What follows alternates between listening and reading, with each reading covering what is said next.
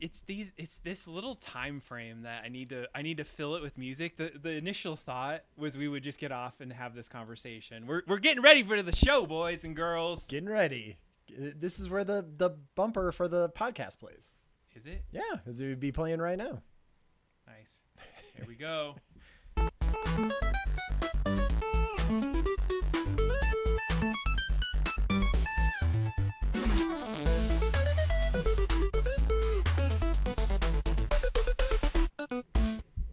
Hey.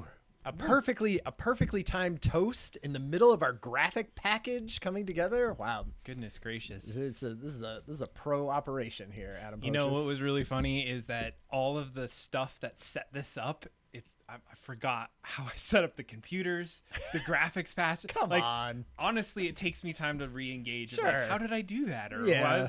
I love it. It's on auto drive, but hey, well, it's auto driving perfectly good. Welcome everyone to the Hangout with Adam and Ryan. I hope you all are having a great Thursday. I am having a pretty good Thursday. It's been a busy one, but I feel like I got a lot of work done. I got a lot of research done today on our topic that we're going to be talking about. Which I feel like Adam chose maybe as like a bit of a therapy session here for Adam. Possibly a therapy session. I had some really interesting conversations at work with someone today. Oh, okay. Got their hot takes, Nice. and this has been something I've been thinking about, and I'm really excited. So it's really why we're always so tired. Why do we always feel busy 24/7? And we're going to just unpack that. Like always on hustle culture. What is Sigma Alpha? Have you heard of that? Sigma Alpha something culture. Hey, Lepage is with us, and we got Stealth Mouse with the dancing T-Rexes. Love it. Hey, so thanks for joining us for tonight. Hopefully things are going well, Lepage. I think you have a new job, right? And if you do, hopefully it's going really awesome, and things are going well with the family.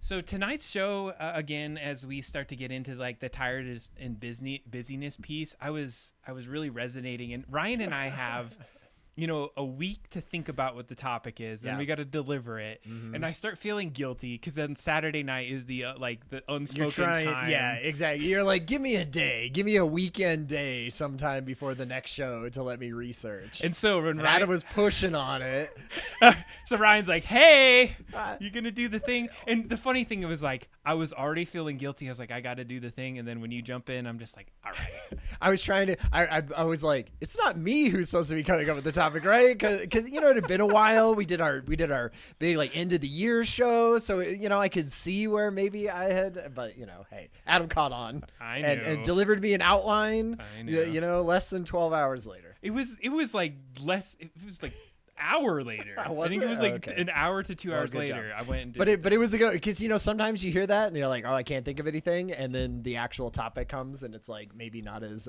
inspired. But I thought this one was really good, really poignant one, and fun to research too. Wow, it's relevant for the topic tonight, Lepage. So if you're not able to stay too long to hear a little bit about it, check it out on Spotify. Check it out on when we repost it. That way you can take a listen on it.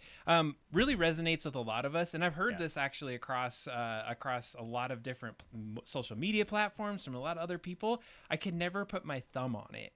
And so when Ryan had said, hey, what's the topic? I was like, what is important to me that I think would be really poignant to have a conversation on? And then I went down the rabbit hole and I found out some pretty interesting sites. Yeah, it's good because I'm also, my job is part of is like leadership development stuff, and they do a bunch of things on resilience and making sure that you're not burning out at work. And so it's like it's a slightly different subject and a slightly different take on it, but I love the idea of that kind of like, how is the burnout of today different than it was yesterday, and how might that even be crazier or different in the future? I'm excited to dive into the topic, and one of the things that I really appreciate about how we're starting to attack a lot of these podcasts is we got the 3-act structure. You get a little bit of the past, you get a little bit of the present, and then we'd like to just share where we think you could kind of take it. How could you maybe improve or some tactics? And what we'd love to hear is your feedback as we get there, because that helps us to understand, like, what are we all collectively doing? I talked about this topic a couple times this week, and I'm bringing some insights from some of my colleagues and some of my friends that actually had some really awesome points. Yeah, it's really good. It'll be a fun one. It'll be a fun run. So then we also have news that we're going to be going through. CES happened, like the first big sort of electronic show of the year. It's always a fun one to roll out ridiculous things. We're gonna have to watch what I put in the Discord with the AI companion or whatever from okay. Razer. That's a fun one. But yeah, lots of cool things. So what is CES, Ryan? The Consumer Electronics Show, right? They do it in Vegas every year. It's sort of the biggest tech, like kind of forward facing, kind of everyone just sort of throwing ideas out there. A lot of times it's either boring things, which is kind of like TVs and, how does your dishwasher, have AI in it now, and sort of ridiculous things also that maybe will never actually be real products, but show kind of in a almost like a fashion show type sense what we could be looking for in the future for this at the Wild Ideas. So there's some cool ones. I love that. Did you know that I went to CES in the past? Yeah. You did it in college, right? Damn, Ryan has a great memory. Totally. I did it because I don't think I won something, but it was an assignment. I had to come back with some details and be able to provide a whole report on it. I remember how just immensely, ridiculously big it was. Yeah. But I did it in kind of the lens of a mass comm person, so it was really very videography focused. Yeah, what year was this? Man, it was like 2002 2 or something, 3, two probably? or 3 you would but have been. I remember like the things that were cool then okay. were like big booms for your video equipment. It was like digital video was getting big. They're like, you could put a hard drive on this and you'll record it here, like you won't be on tape. And I was like, oh my god, that's amazing. Blowing your mind. It was blowing my mind. And then just the fun of going around. I think one of my highlight moments of the trip was not a CES piece. Like CES is awesome. I'm not going to even pretend it was. But we went to the Rio and I had like one of the craziest experiences in terms of eating food. Are you familiar with the Rio much? No, not really. You go in and there's like crazy, of course, Vegas dancing and things happening and people doing trapeze in this like lobby area. And then you go and pay, at that time it was like $70 and it was all you can eat.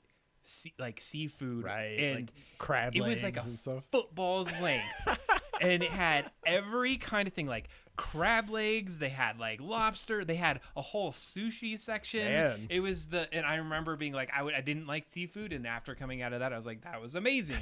Anyways, I was in the memory. I always feel like Adam always had a good could put away a lot of food at one time. Were you a big buffet guy where you just be like, I'm gonna go in and hit this buffet? It's hard. Yeah. Like they're gonna be losing money on Adam Adam at 23 years old or whatever. It was also the stupid like, well, I paid this much, I need to Yeah, make sure $70, I'm sick. you know? I cannot cram things in my throat. I'm gonna be walking out of here. Yeah, you're gonna putting things in napkins in my pocket just because I was like, I paid for this. You're gonna get mercury poisoning. You're eating so much fish. Yeah, nice. It was good. That's a good one. All right, do you want to do questions for humans? Yeah, were you looking for that deck this week? I did. I did notice that it was gone out of my bag, and I was like, I bet it's just at Adam's. For sure. Okay. I think this is still the other side. Let me try this side. Ooh, I don't know. Did we do this one? What was a video game that you dominated as a kid? I think we did. I said I was Tetris. You Okay. were what, like, it was a fighting game for you. Yeah. Okay.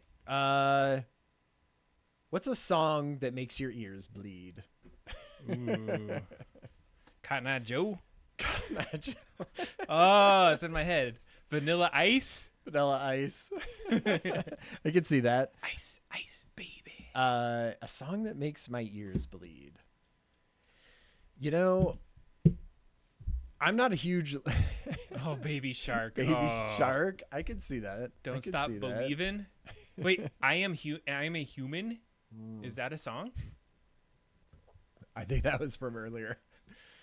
Fight song. Oh, right. Okay. Nice. So this is like what, terrible songs, I guess, like just ones that really, Well, ones that like when you hear it, you're just like, it just screeches and you just like want to turn it off. It's something Yeah. that just makes it so you hate it. gosh, I feel like I was a huge fan of Gwen Stefani, like in No Doubt, but I feel like everything Gwen Stefani does post No Doubt, it's a little ear bleedy for me. I would, I'm a ska kid at heart, so maybe that's part of it. That when I see her moving on, with arms wide open. All right. Oh yeah, arms wide open. So like, that's Creed, right? And then what's the other one? They always get made fun of band, and it's not Creed, but around that same time frame, and they always had Imagine Dragons. No, it was earlier than that. I'm glad I'm not remembering the name, because then it's good. It's like, I didn't know who it was, but they were the band that would always sing these very trendy songs that would be like Nickelback. Yes. There we go. That was it. I had to describe it that way. Yeah. And of course, people were gonna know it. And then people got it. It's Nickelback. Nice. Yeah. Look at this photograph. Oh man. It was like, almost like Christian rock, But right? they were so mad that people disliked their thing. They're like, why are you so mad about this? Why are you making fun of us? It's just, be cool. Okay. Do you have a question for Human? I did, and honestly, I You had a good one? I had prepared for the show, Ryan. All right. I had been thinking about things. I went through, like, I did all the prep yesterday night at like late. So there's some deep ones that I wrote in here, and I'm like, if we put these on here, it's like really opening and being vulnerable about stuff. So I don't know how deep you want to go and how vulnerable you're feeling for this, but what's a tiny decision that ended up changing everything for you? And see, that was the vulnerable question, and so I'm just saying that could be my. I was trying to think of like I'm trying to think even. Because a lot of times you don't think about the tiny decision, right? Like, because it's tiny decision in the moment, then you don't know that your life has forked in a direction. So I'll just be honest, is that I didn't want to have kids, and it's the first time that I decided to talk to my ex-wife or not. And I remembered it was like a moment where I didn't have to do it, and I could have walked by and it would have never been a thing. Sure. But because I did, it started a path that then ended up in me having children, and that I absolutely love, and they're there. No hard feelings with the ex, so to speak, but just in a general sense, like, I remember the moment. It's like a core memory. Yeah. Where it was like walking down this area, and I was like, oh, there's that person that I saw in school. I could talk to them, or no, I got to go to this next thing, and I ended up talking to them, and that's what started the whole thing. I got one. I have one. There was a time when I was in high school, and I was taking college classes for credit. Remember how you could do that, right? Oh, yeah. And you're a senior or whatever, and they sort of figure like, you're done with all your stuff here. Just go take community college classes. And so I got to take one per semester or whatever. And I remember at the time there was sort of like two kind of things that you could do, and one of them was sort of like creative writing and sort of storytelling and script writing, and one was like stop motion animation. It was sort of like the two kind of, or it was like animation, and so it had like some Photoshop stuff and it had some stop motion things. And I remember being like, I would be interested in both of those. Like, that could be cool. I'm interested in writing, but I'm also interested in more like the visual side of this and the artistry and like how the animate. And I've always wanted to be an animator. And so I remember there was a moment where I was just like hovering over the thing and being like, do I want creative writing or do I want this one? And I remember I really enjoyed those college classes. Like, it was like more adult, and like I really loved them. And I went down that one path, and that's where I ended up going to school, and that was sort of like where I wanted to go. But I do remember like sort of thinking, it could be interesting. I could have done like journalism and stuff. I was kind of playing out in my mind where like a creative writing career could take me, and both of those are interesting, but went the visual art side. That's awesome. And both are now replaced by AI. Yeah, exactly. Either way I would have been boned. So no, I think just Was that here? Yeah, there was Pueblo Community College. I took those while I was in high school. I think that's always it's interesting to think of those little tiny choices in the moment that you don't think, because like that's a tiny choice too, but it doesn't like say like all of the choices that happened after it, but it is like it's sometimes the little snowball that goes down the hill, and if you wouldn't done that, maybe some of the other things wouldn't have happened. And maybe it would have. Maybe I would have taken those other classes and been like, God, I hate this, and done the other way also. But like maybe not. Yeah, it was good. Okay. We got a chat one here. Nice. Long distance running in high school, and you still love it. Oh, that's amazing. Was it just like you just on a whim were like, I want to run? What sport do I want to join? I'm gonna go do a thing. Definitely some of when my kids were just like, just pick a sport, and at some point my son chose swimming, and we didn't know anything about swimming, and now he's an amazing swimmer and loves it. I like this one, and they're like a prenuptial agreement. It seems small, like you because in the moment you're all in love, and you're like, no, I love you. I'm never gonna do a thing. I mean, it's a little small choice that can like have a bigger impact later on in life. Absolutely. I think those are the things, like those little seeds that you got to think, like little tiny moments and little things can really have big effects. Yeah. Thank you, everyone. That was awesome. Those are good. Okay. We got one more. Answered a message on a dating site. Ooh. Even though the picture was sketchy. Okay, she's talking about me right here. I see. That was not a sketchy picture. What? We got to see the picture now, Stella. I will put the picture, but just for the chat, I'll put this out there. Is that guess what Stealth Mouse's job was? What she said her job was. She said she was a chicken farmer, and I still went and tried to say, like, I was like being legit. I was like, what does a chicken farmer do? Like, tell me about this. I want to learn more. They farm chickens. Yeah, I think there was some code in that. I see. Okay, Adam, what have you seen your kids do that make you say, oh my God, it's genetic? Oof. Is there anything, where you're just like, oh man, you see something in your children that you see in your own self? Yeah, there's a few things. A few things. I think it's a little bit of the stubbornness. Yeah. That's one of like maybe on the negative side is that I'm like, oh man, I experienced this. I want to go and like have the conversation, but my brain and experience can't like articulate it through these little flappy meat lips to them, and then they're like, I know, whatever, Dad, shut up. And I'm like, oh my God, that's me. Oof. Yeah, I would say my youngest son is the most. It just like sort of has more sort of things in common with me that I see that I pick up on, and especially now that he's 12 years old and he's in that sort of tween area, like just the pulling away from the the people and being like, I'm not gonna share these things, or I'm just gonna sort of say the bare minimum of some of this, and seeing them being like, oh right, that's how I was probably to my parents, and that is so frustrating, because that is like a kid that used to just be this little wild kid that you were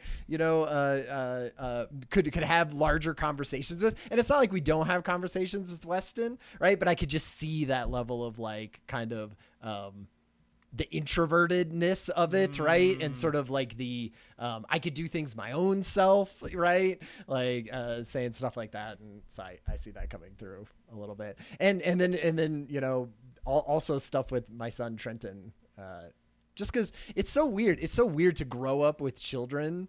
Like see them move through the different like stages of life and see like parts of their personality come out here and then recede back for a little while and then come back out or recede back and never come back out, and it's so like interesting to see that from like a broad perspective that it's crazy. It's crazy to live almost like in different time frames, because you could put yourself back in the past and see yourself looking at like how your parents navigated. Yeah. Sometimes it drives me to call my parents right then and just be like, I love you.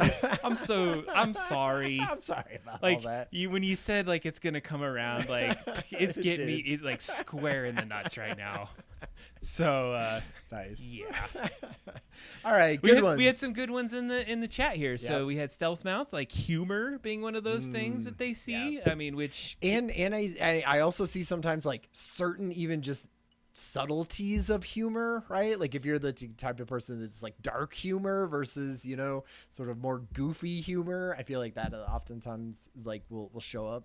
do you think it's influence though? Yeah, because well, you're around them and you're helping get to that. I mean, the whole thing is that, right? Is it nurture or nature at that Yeah. point? Like, how Yeah. much of it is nature and how much of it is just like, hey, because they hang around you? I think some of that you can just like a little bit of that is gone because you know, we have 2 children. Mine are a little bit further apart than yours, but not too bad. Sure. And so they're pretty close and they sort of grew up in the same kind of, you know, we were joking around in the same way, but they sort of have different types of humor even.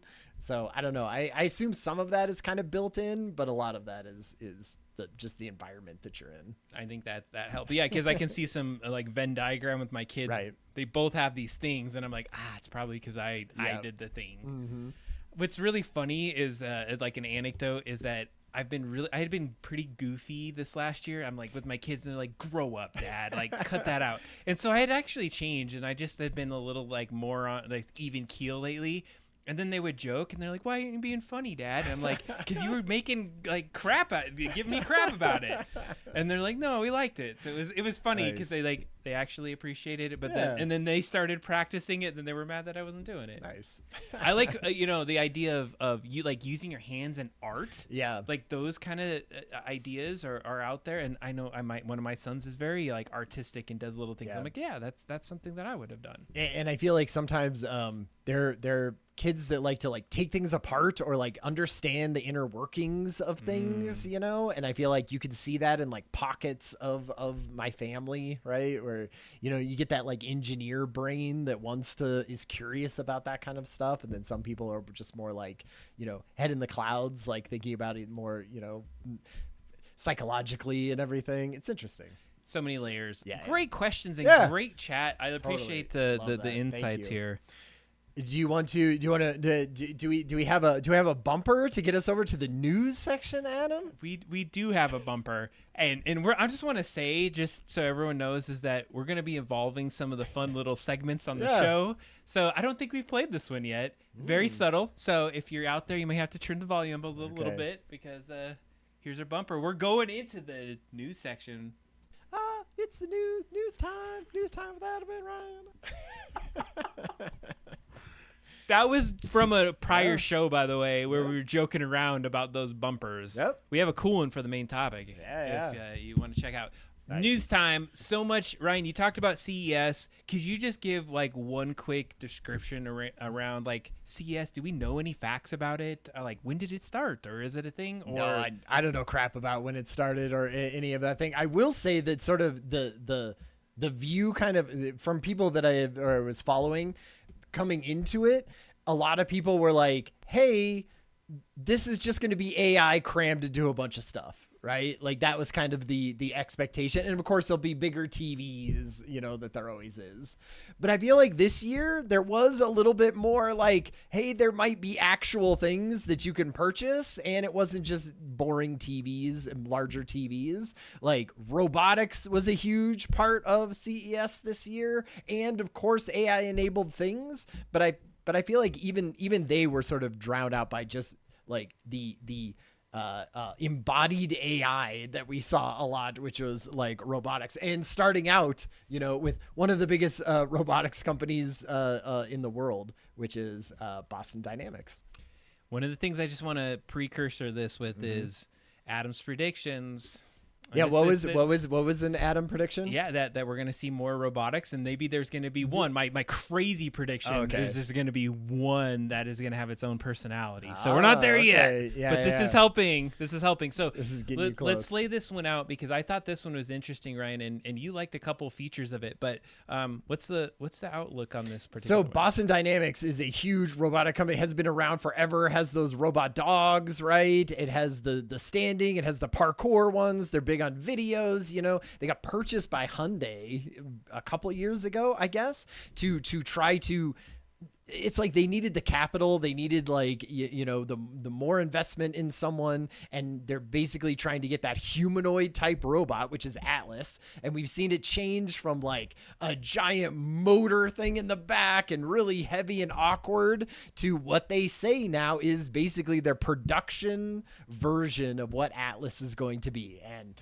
it's got the 3-fingered sort of, Ninja Turtle hands, right? They can switch around and manipulate things. And basically what they said is by 2028 that they are going to have these built into the manufacturing facilities at a Hyundai plant in America and probably in other places if I had to guess. But basically they're going to be going in and using it for, I don't really know. They don't explain a lot what the actual Atlas robot is going to be doing, because what you see them doing a lot here is sort of moving pieces of metal from one shelf to other shelves. But I mean, that's the thing. It's like robot. So we don't have a video. There's no video that I know. I'm sure there's plenty of video out there, but that is the Atlas. The Atlas replacement. What I wanted to call out was a couple things. It looks industrial. It does. It absolutely has like things that make me feel like, yes, that could be in environments. Mm-hmm. It definitely looks like our olden days of working at Target distribution center. Which, if all you have is a robot that can pick up things and walk it over reliably and set it down in somewhere else, that's like probably good enough to have it being in your warehouse.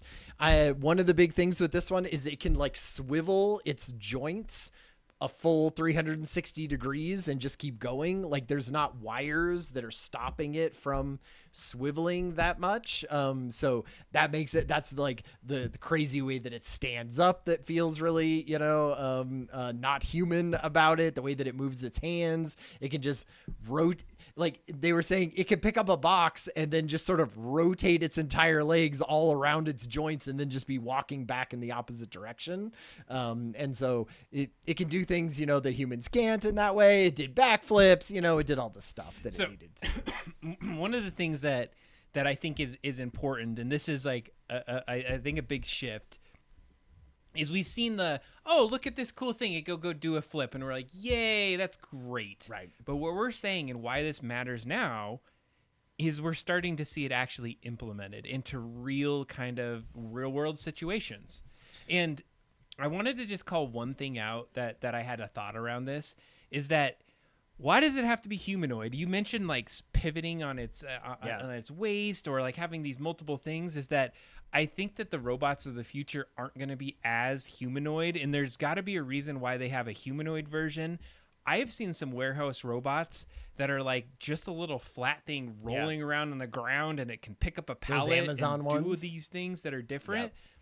So there's some like, it scares me in a sense that we would create a humanoid robot, because it means that they're going to replace like human activities that maybe others it's because the world is set up for humans. Fair. Right? Like warehouses are set up for humans to work in them and walk around in them. It has enough bumping room. It's this, you can take it down. The boxes are the size of human arms. Like, in some ways, the human form is how you would want, like, and especially there, I'm sure Boston Dynamics would love to, or Hyundai would love to sell you a robot that can walk around, your sales floor or your house or whatever too. And to be able to get in the door, it can't be, tank treads. Yeah. So chat, if you're listening to the news, I'm just curious, like, what's your thoughts on this? Is there widespread use of humanoid robots? Is that going to be something that's going to start to see outside of manufacturing? Would you go to a doctor that has a receptionist that's a robot that you have to talk to? Are you thinking that there would be these other things that are going to start to eke into our life that we might accept? I don't know. I mean, I feel like robotic, if you looked at this CES, robotics was definitely a huge part of it. And nothing. I would also say nothing really wowed me in the sense of, wow, the robot did something incredibly new and amazing that I feel like I would be freaking out about either. No spoilers, but like some of these is still pretty rudimentary. Even this one is 2028. That's 2 years from now.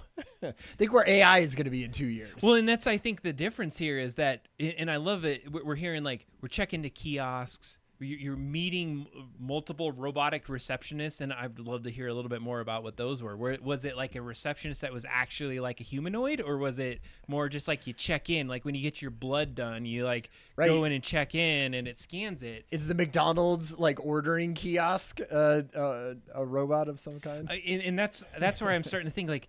It's going to tie into our topic a little bit later because I actually have some hot takes on that and why we might sometimes feel so connected but alone all the time because we're having these embodied robots.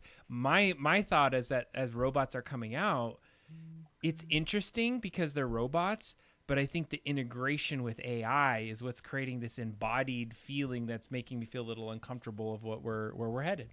Yeah. We're ready for Rosie. We'll talk about that in a little bit. Lego. I like this one. Let me talk about it. I don't know. Right, were you a Lego kid? I was 100% a Lego kid, like for sure. That was a go-to gift for Ryan for Christmas. Hells yes. So I still have my original Legos up in my son's room. Of course, I stored them in there. Naturally. I remember having humongous tubs of Legos and dumping them on the like floor. It would take like an hour to clean up because I had so many Legos on this. And so the idea of Legos is that it's a creative brick that you put together. I don't have to explain what Legos are to you, but my point. It seems like you're doing it though. But no, what I wanted to say is the psychology behind it from the past up until now is that it took you out of a digital space. It took you into a creative mindset that you could create anything in your life. Right. It was anti-digital. You know, I mean, none of that Lego stuff. I mean, I guess there are Lego video games. I suppose those are very popular. Yeah, but it's all based around this brick, and so you could like all the way up until I would probably say this year. Yeah, you could. The experience was that you could buy a box, dump it out, build something. Yeah. And it wasn't. And so if you look at Lego Technic and you look at some of that side of it, if you're into the engineering space, they definitely have some like gears and ways that you can program, but it still was very palpable, very hands-on, experiential, creativity pieces. So at CES, they've now introduced something, and I had saw this, by the way, before you had posted this as a tip. This is huge news. This is probably the #1 news that came out of CES, if I had to guess. If you haven't heard about it, Smart brick. Well, you know, it's one of those things. This is the very first technology conference that Lego has ever been to. Because why would they go to a technology conference, right? And so people were like, what is Lego going to announce at this? What they announced was a little 2x4 or 2x6 brick, basically sort of too tall. I don't have the exact Lego terms of it, but sort of think of a small brick that you would use in there, but it's packed in full of sensors and lights, and so it knows when you have two of the maybe RFID little Lego minifigures next to each other. It can recognize that. It knows where you are if you're thinking crash or it's going up high, and it makes noises and it flashes and it does all this, and it's basically, you know, a thing that you would add to a Lego build that is supposed to, you know, bring sort of a heightened level of kind of entertainment and sort of modernness to a Lego build, I guess. And there are positives and negatives about that definitely came out. I don't know.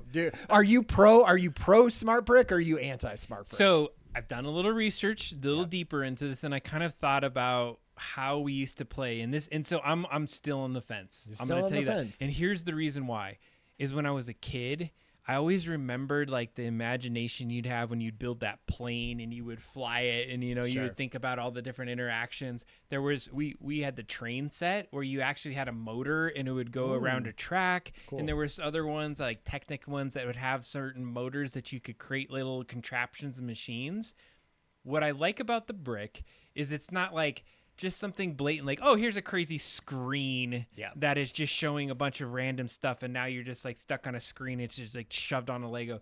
Is that it's trying to leverage the existing Legos around it, and it's creating some sort of an interactive experience with the creativity that you have. And so it might be able to do some things that you maybe couldn't have done before. And so why I'm on the fence is that I think it could go down the bad path. Sure. And it's going to become like, oh, you have to now have your internet connected, a little phone, and everyone's on their phone playing with their Lego bricks. And now you've lost that like disconnection from interconnected media. Yeah, I have the exact same reservations. My only thing was, of course they thought about that. I'm sure they have been thinking about second screen, iPad things, AR, integrated Lego stuff for forever. How could they not have been, right? But they didn't do it, and they went, I would think they did a bunch of research and went, everyone's going to get pissed if we're taking this thing that is belovedly non-digital and putting some sort of screen thing where you're trying to use your phone around it, right? Which everyone does. And so they went, okay, let's do like a simpler version that you're really still using your hand, using your mind. I'm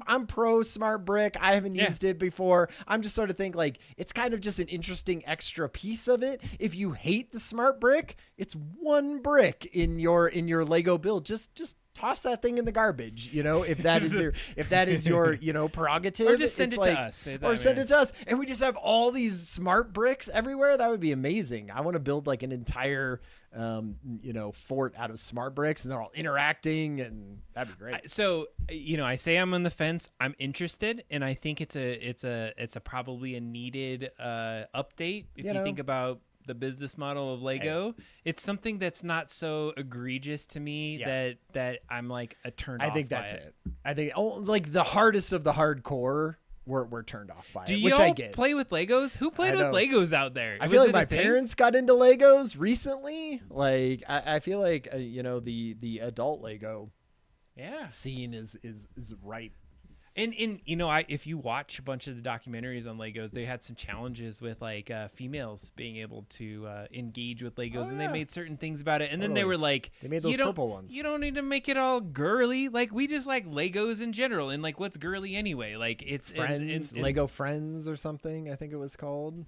Yeah, I absolutely still enjoy Legos. So we built a Lego Game Boy. Game Boy on our 24-hour stream. It was great. So it was a great build. I really enjoyed it. I'm really excited as to how they integrate it in ways. Where I'm most excited about it is the Technic side of it. And Technic to me was where they build the fun little like contraptions and engineered kind of thing. So okay, next one, humanoid robot. Here's what we're talking about. Another humanoid robot. I thought this one was this one was kind of the most like, hey, there's a thing that you can buy that can fold laundry and do dishes and be in your house, and it's gonna cost about $10,000.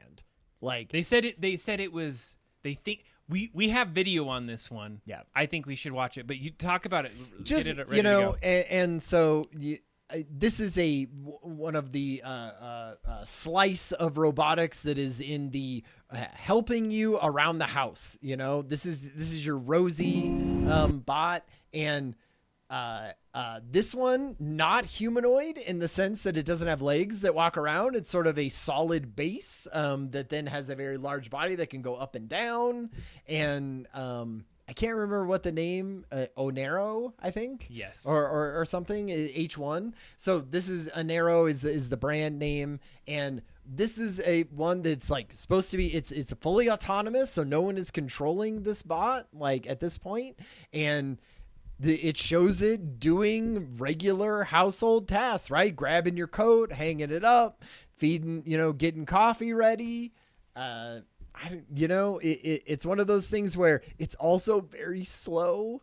Like I believe this is real footage. So if you're just listening out, we have this robot going around serving like dinners, being able to give things, washing the dishes. My understanding is, and I believe this is the one where it is absolutely real footage that they had to speed up. No, I don't think this is this sped up footage, because it seems so slow.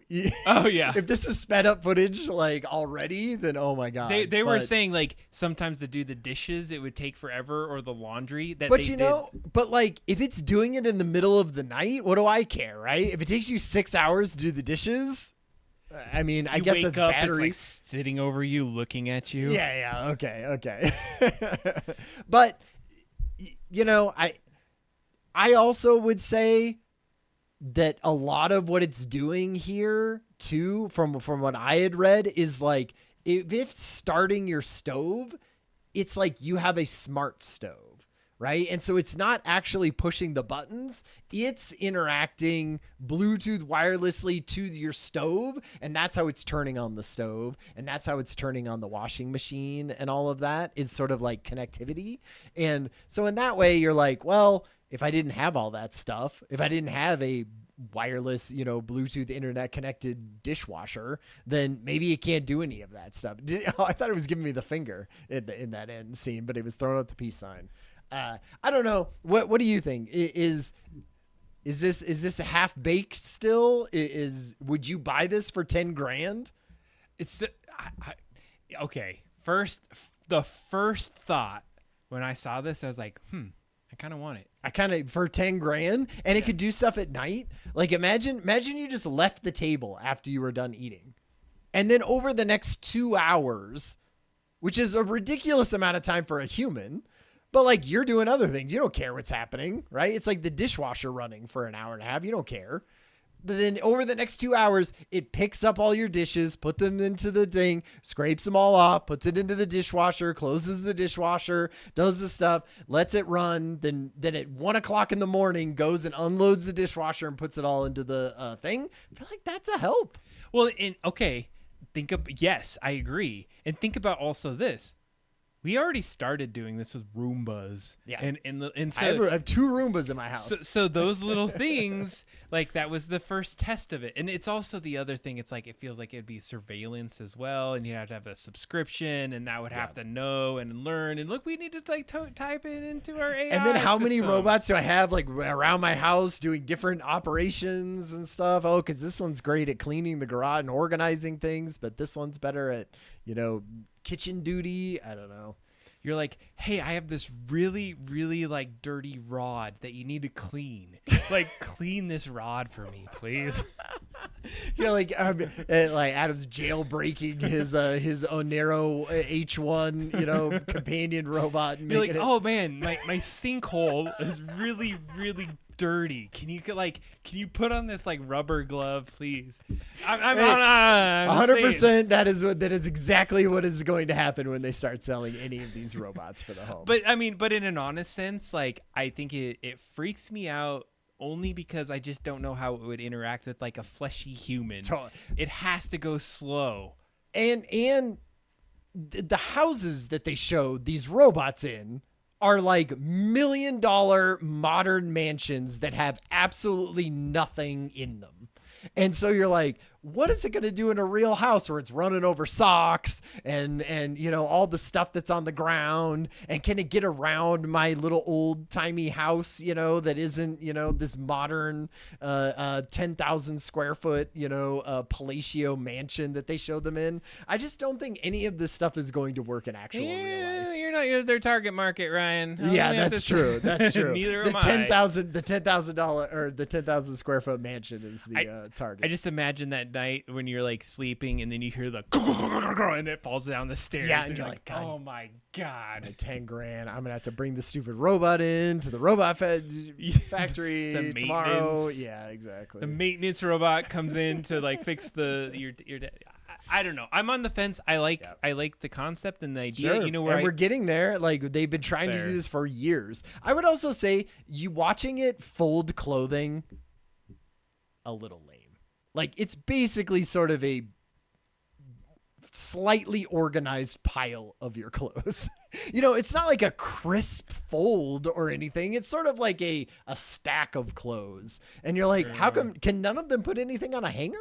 I don't know. I never see one put anything on a hanger. It's weird. It's not programmed in yet. I guess so the final take on this, and I would love to hear if anybody else would buy one out there. Like, is that something you'd think about? I heard like the condo could barely hold there, and so exactly. It's tiny little house. I have fears of that, and maybe it's because I'm just old school. It's probably going to be the norm. If it was on certain amount of rails to where I knew that like you can't break out of this and come into my room and start trying to fold me because you think I'm a shirt. I mean, have you had a Roomba before? No, I need to. We have 2 Roombas, one in our top floor and one in our bottom floor, and like it will say things. It will be like low battery, need returning home and stuff like that. It will run over my foot when I'm, working, but it still just feels very much like an autonomous, stupid tool that's just kind of on a pattern or on a sensing thing where it knows where stuff is. This is kind of feels like the same to me, but I feel like in 5 years, ask me again. Who knows? Yeah, I feel like we have some interesting things coming down the pike, and I don't think we're going to be able to stop it. No. We're going to have robots and things. Yeah. You know where I feel it's going to happen is that rich people are going to purchase it. Then we're going to see it in more like corporate or even commercial environments. You might have the bartender that does it, or you're going to have it. Like, I already see it. If you go to Sam's Club, if you go to Sam's Club or Costco or anything, they have an autonomous cleaning robot. And I've seen it multiple times, and it's like a floor buffer or something. And it's crazy because it goes around and people are like, what the hell is this thing? Like, and you get it like you get in front of it and it starts stuttering like, I don't want to do this thing. But it is autonomously cleaning the entire store. Yeah. And so we're just going to see more and more of that. And at some point we're going to have it. It's smarter ways of doing it. All right, let's move on. This next one, I had some thoughts on this one. Dude, we're gonna have to speed through these. Well, you know what I figured is that tonight we can just we land on CES and maybe take the one from the Discord, and then we're good to go. Yeah. This one, gaming headset. This gaming headset that can listen to your brain. What the hell is this? This freaks me out. This was a demonstration that I watched, some journalists do. And basically what it was is like, it's this gaming headset. You would use it for your normal gaming stuff, right? You would listen to things, you would talk through it, but it also has kind of that like TDCS, what is that, like transcranial cranium dermal stimulation things in it, and so it can, without having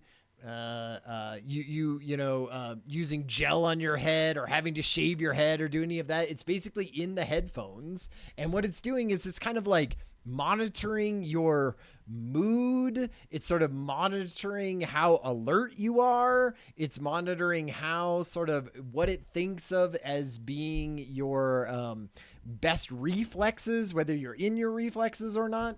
And to be honest, right now, it sort of feels like one of those things that like maybe professional gamers would use, or like those teams of gamers that are like all in a big team and they all play Counter-Strike and they're, professional esports people, because it can sort of say like, hey, maybe you should go to bed. You're not playing at your best, whatever. And then they would kind of quit. I feel like it's sort of at that high end stage of this, but also a very weird way to sort of, shoehorn in a thing that can read your emotions and read your just some thought, not even thoughts, but just kind of like how your emotional state is, which is weird. That could be another thing. But what it's doing is so if you imagine yourself as a gamer right now, you could use your fingers and your thumbs to be able to control what's on a keyboard or on some sort of console control, right? That's where the inputs have come from up to this point. Now, there's been other ones that can do your body movements, like Kinects and things like that, or your eye movements. Now what they're saying is that they're able to read some of those thoughts that it's like they're calling it neurotechnology. And I did read up on it, and they were like, hey, if you're playing like a very high competitive shooter game, it could give you 14 milliseconds back in your reaction time, which is absolutely a lot amount of time if you're doing snap decisions to go and shoot somebody and like win something. It can give you in what way?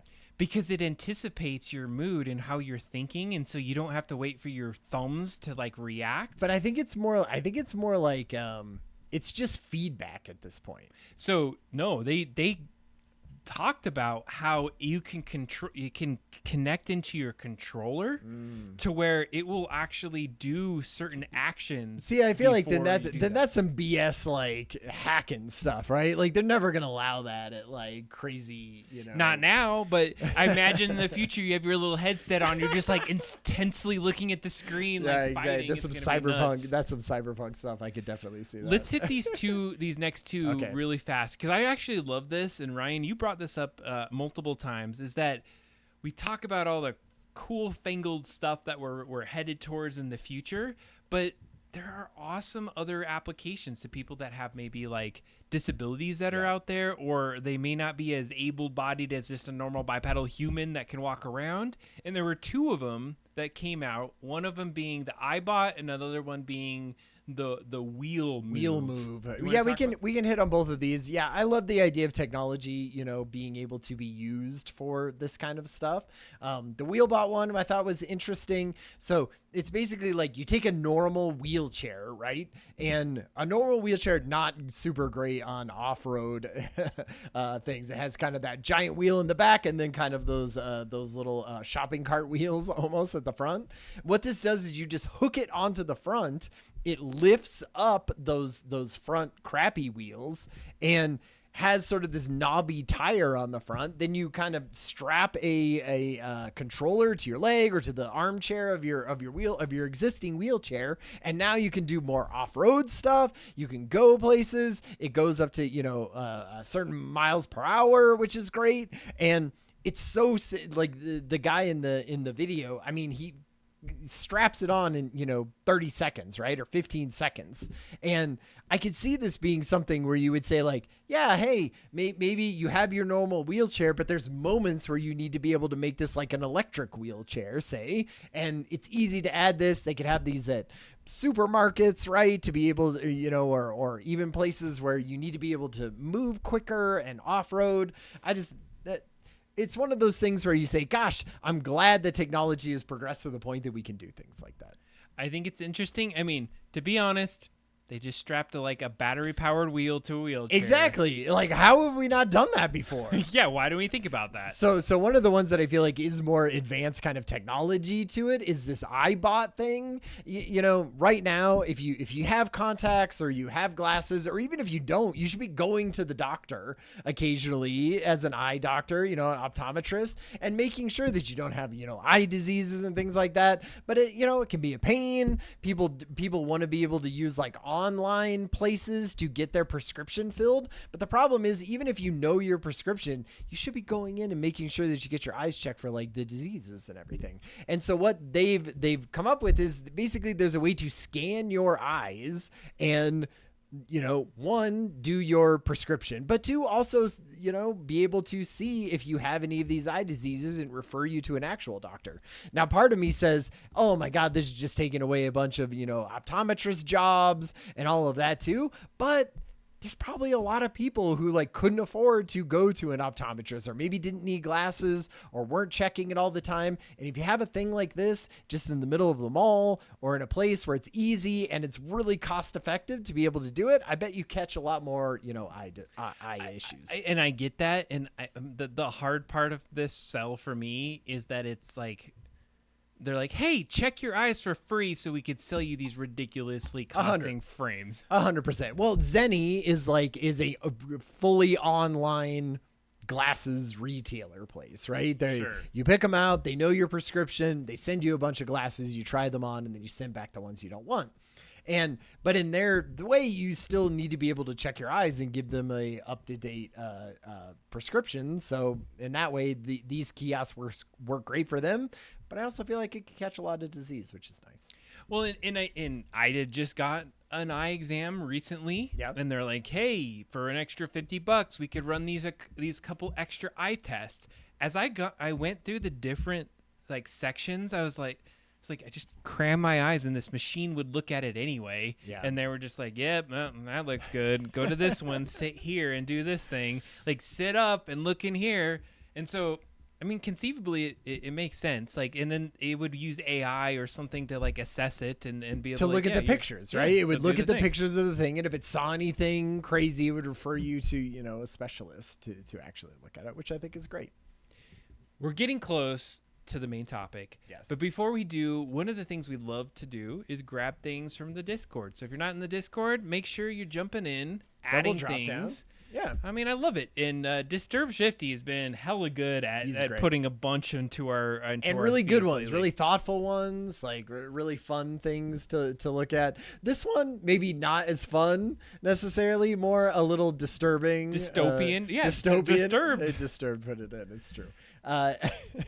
But so this was a controversy around. Still a controversy. I don't know how much Elon Musk or Grok thinks of anything as a controversy anymore, and not just advertisement or some kind of fun burn on libs. But anyway, the XAI Grok model that is, like powering a bunch of our government, and lots of other, very shady things. Had its own little moment in the last week where people were asking it to undress women based on just images of them. And so what it would do is it would look at the image and it would sort of take the face and the body proportions, and it would put them into either, sexually explicit like things or bikinis, and doing this for children, for politicians, for anyone that anyone, wanted to do. And basically Grok had absolutely no, or XAI and Elon Musk had almost no, they don't pay for any regulation or what is that, where they like check everything and make sure that things are on the up and up, and so that they can, be on the platform. And so in this way, like, all of this was sort of just happening, and the Grok bot was just accepting all of these images.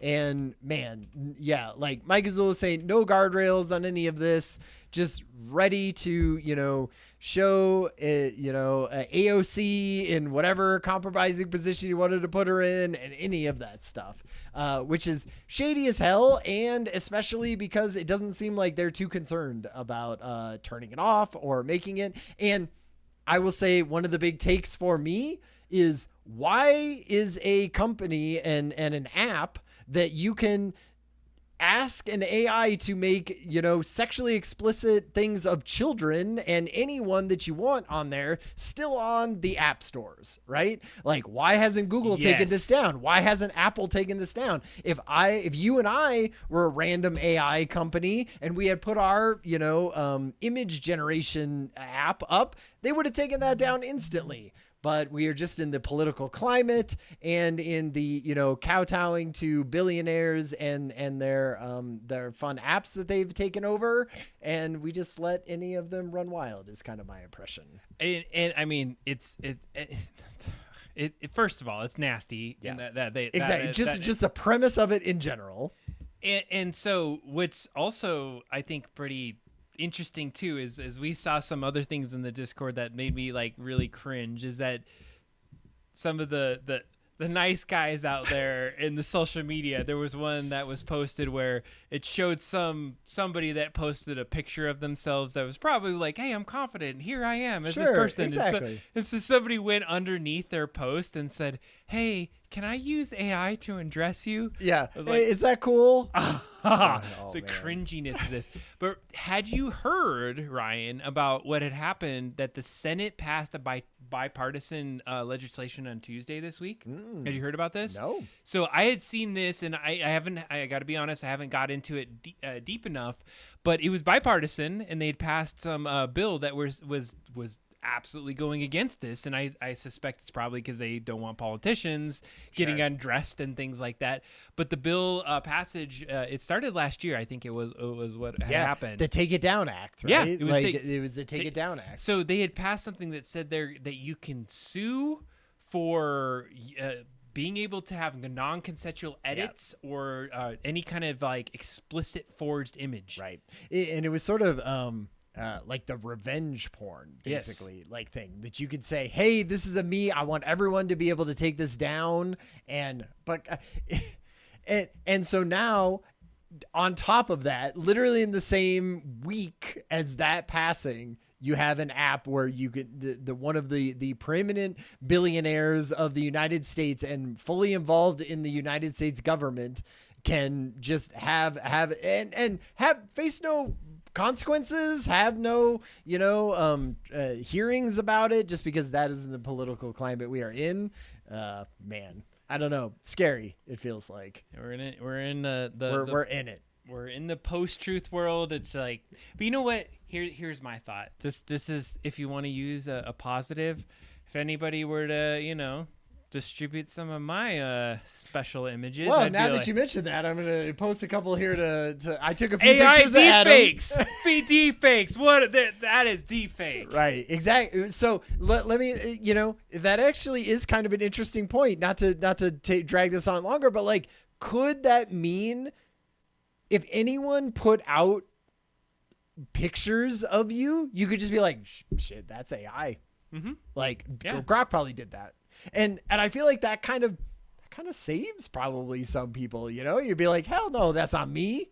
Like, that's AI, and no one, and it'd be hard to say that wasn't that. And so I feel like maybe revenge porn, just in sort of general, doesn't hurt people as much maybe as it used to, I don't because you know. can kind of blame it on. Let's see how much it hurts when I post your. Yeah, I'm just exactly. kidding. Well, we'll see. We'll see what the Discord says about which ones are better, the Adam or Ryan deepfake revenge porn that we're gonna post. Neither. I mean, not to belabor this too much, but people have been using this to create OnlyFans and other kind of like things out there, and making like crazy amounts of money. God, it's of like course. it's a whole industry. Rubes. I think we're just taking to a whole nother thing. Unsubscribe. Mike as well unsubscribe. You're like, we were just telling people to come to the Discord, and now they. You're like, definitely, I was already on the fence with you guys, but you just helped get me in the right position. You know what, Ryan? I'm feeling it. All right. Is it time? Time. All right. In 3, 2, 1. It's the main topic with Adam and Ryan on the Hangout. Nice. Haha! Welcome to the main topic, y'all. Welcome to the main topic. Was that it? Was that a ChatGPT or was that a Suno? That was Suno. That was ChatGPT. Damn. That was Adam editing. It was so much to make that, and we're going to continue to make those as we go forward. Those are fun. Busy and tired. Why? God, am I always busy and tired? Why modern life drains us without looking hard. Yeah. It's interesting because as we start to think about history and where we've come from, I mean, I can't conceive it, but imagine humanity where we had to go every single day and it was like a struggle to just get your food for the day, sure. right? Like I always thought about shelter and like the people that would be like a snowstorm happening and they're like, let me put my pelt over me, right? And then in the morning I'm gonna go wake up and go try to find something to kill so then I can try to figure out like enough wood to build the fire to cook it to eat. Right. And that is the Tuesday. And like you gotta repeat. As we start to go, and and that's where we were for tens of thousands of years, right? Like our brain hasn't necessarily moved on a lot from that. We have multiple, hundreds of generations that lived in that way. And so that's the main topic of tonight, is to really start to figure out like why within the last decade, maybe 20 years, have we felt so busy? Like when you ask somebody, hey, how you doing? What's usually one of the things? Right. I'm busy. Yeah. I'm tired. Sure. Those are the things that you hear. I absolutely try not to say that just because I know that's what everyone says. Right. And so as I started to like peel back the layers of like, why do we feel this? Like, why does everyone feel this way? I think some of it really started from some of the COVID pieces. And I'm not saying COVID did this. This is not a COVID thing. No. But I think what COVID did is it put us in this new space where we started thinking about our humanity a little bit more. Yep. But it also started to allow us to live in a different kind of world where technology was really important and we would stay super connected.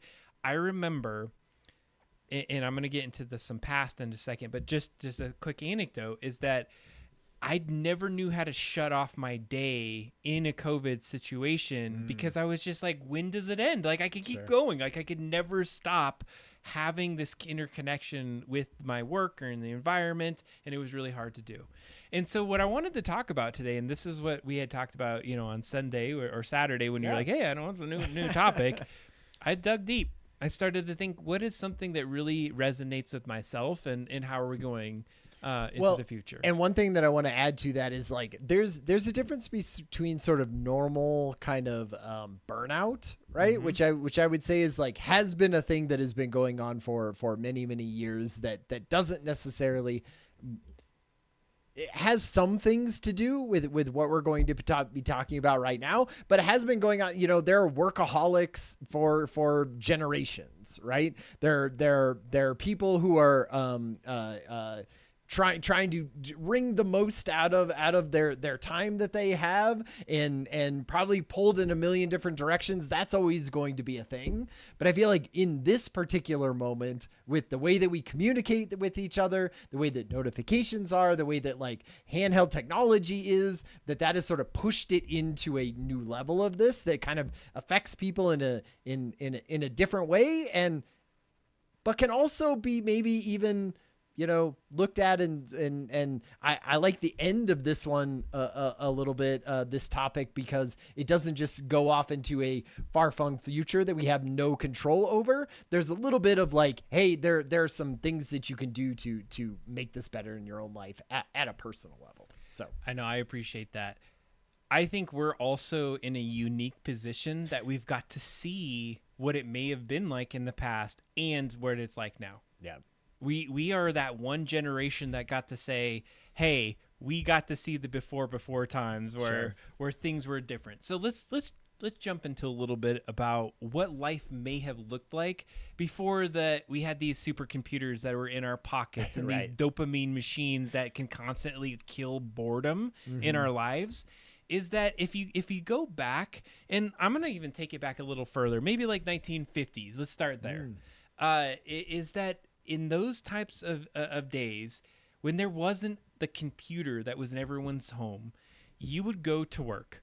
You would work the 9 to 5. Your mindset was on the 9 to 5. You would go work in a factory. You might work in some sort of an office space, but you would do something and you'd have to physically go to the space. You would have to do the work.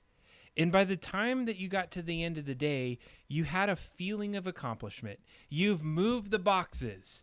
You have done the quota that was asked of you. You've made the widgets that were there. Yep. And as you stepped out of that, you were like, I feel accomplished. I did the thing. You're physically tired because you maybe had to use your hands. You had to use, your brain to think about things. Even if you were accounting, you might have a ledger or a book that you're running through. But all of that, at that point, you had a hyper focus on just that task. And I feel like your company couldn't. They would have to call you, right, at that point to be able to make you do more work, and you couldn't really do it at your house.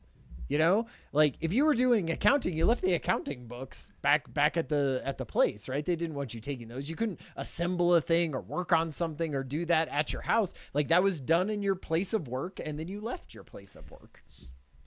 You're hitting the nail on the head, Ryan. Is that once you were in work mode, you left work mode, and then you would transition into either parent mode or family mode or maybe friend mode, to where now you were then focused on the interactions with these other individuals. That you would have this disconnect from where we were at before, and you allowed your brain to do something a little differently. And so in those moments, as you started to have that engagement with something else, there were some clear ends to certain points of your day. You get through your work, it ended. You go to your family, you connect, you do your cooking, you hang out, you have conversations. And then there's an end to that. You go to bed, you sleep. And then the next thing is you wake up in the morning, have some family, and then you move back into that routine, and you give your mind these moments. And one thing I want to also point out is that you may have had some TV that's out there or a radio broadcast that you can listen to, but we were all doing it at the same time. Right. It was all like delivered the same kinds of things. So it wasn't like Ryan was going looking at whatever he likes and Adam was looking at what he likes. So we had even shared experiences that were happening as we navigated. That I would talk about down at the lodge, So some would say there's some sort of severance between work and life. God, I love this. Like, so one of these days I will watch Are you that gonna when I watch- can get. You gotta Apple get a TV. couple months of Apple, TV Plus. Get some of that. I gotta get like Pluribus- bacon, Pluribus. all of the You just things gotta I gotta you gotta watch. do Pluribus. You gotta catch up on Ted Lasso. I gotta watch that and what was it, Tetris the movie? I Yeah, gotta that's see right, all that. exactly. But so I guess my point is that we had these boundaries. We had these signals that end of day transition. Boredom was also normal at that time. I kind of think about this in certain ways as like you went to the doctor's office. Sometimes you have to sit there. I remember like, oh crap, let me go look at this magazine from 12 years ago and I'm going to read every little recipe in that or read something in that. But it was okay. We accepted boredom. And that was the time we let ourselves reset as we went in through there. So we were only having to wear one hat at a time. For the most part, it was just like, here's the moment I'm in. I don't have anything to distract me. I'm going to be in the moment. And I'm okay with that. And in some ways that harkens back to what we could do before electricity, right? You worked during the day and then at night you did other things, right? You physically could not do what you were planning on doing during non-light hours. And that was the same thing sort of then. And I feel like a part of that is just communication too. Like we couldn't communicate with each other. If in the 1950s they could have gotten you to work, more and more, they would have. It's just we didn't have the infrastructure built in with the way that we do now. And we were physically present. I love, Mike Zull's talks like the drive, the commute. It was an unloading point mentally. It was a moment we weren't super engaged with. Like we maybe listened to music or like some radio broadcast, but we were still not super like connected as we are today. And like thinking about all these different streams we were finding. I think that the point I would say about the past is that fatigue or rest or tiredness or busyness had like a true obvious like cause and effect. There was effort put in, and that you felt that, and then you could then realize it. And you were compensated for that time that you did. And you were able to raise a family and do stuff, and you didn't have to think about having other avenues of income at the time, right? I feel like part of that too is just sort of the American dream part of it. You have your 9-to-5 job, and you're able to afford a house and 2.5 kids, and the white picket fence. And you didn't have to have your spouse working, and you didn't have to have that side gig at the time, and you didn't have to think about it as much, which I feel like is part of how the shift happens. And I think as we get into our modern day too, like it's sometimes I would be interested to see somebody that's like maybe in their 60s, 70s or whatnot, like have their thing of like, I came home and I sure as hell thought about like how I'm going to do something the next day. Like that was in my head. Like I imagine that was a thing. But the thing was too, is that you thought about it. It was individualized. You might have a conversation like with your family, but there wasn't like a lot of action that you could take. Yeah, you could probably pick up a phone and you can call someone. Or you could go back into work, I guess. You could do that, but it still took like a physical effort. It was a little bit more like the disconnection in those moments in between were a little bit different. So I think that was the past, and I think we've generalized it. But some of those things were very much a thing that allowed us to see the endpoints and transition into these different modes and allowed us to continue. As we started to get into more of an internet connected, I always talk about this, and you hear about my democratization of media when we started to get into like some of the social age, when we got MySpace and our Facebook in the early 2000s and whatnot. That was the start to be that breaking point. We started to break down some of those barriers. Is that, oh, I could go home but I'm still connected with some of those people I was working with, and we could like talk some crap about work a little bit as a team, as a group, as a chat, or as something that we could post online. And you started to feel like, oh man, things are broaching into this like other space that I used to have, and I'm starting to now think about work a little bit more. And then also when you're at work, maybe some of those things you had access to because you had a computer or something that said, oh, my family is posting these things. And so we started to blur the lines is where I was getting to.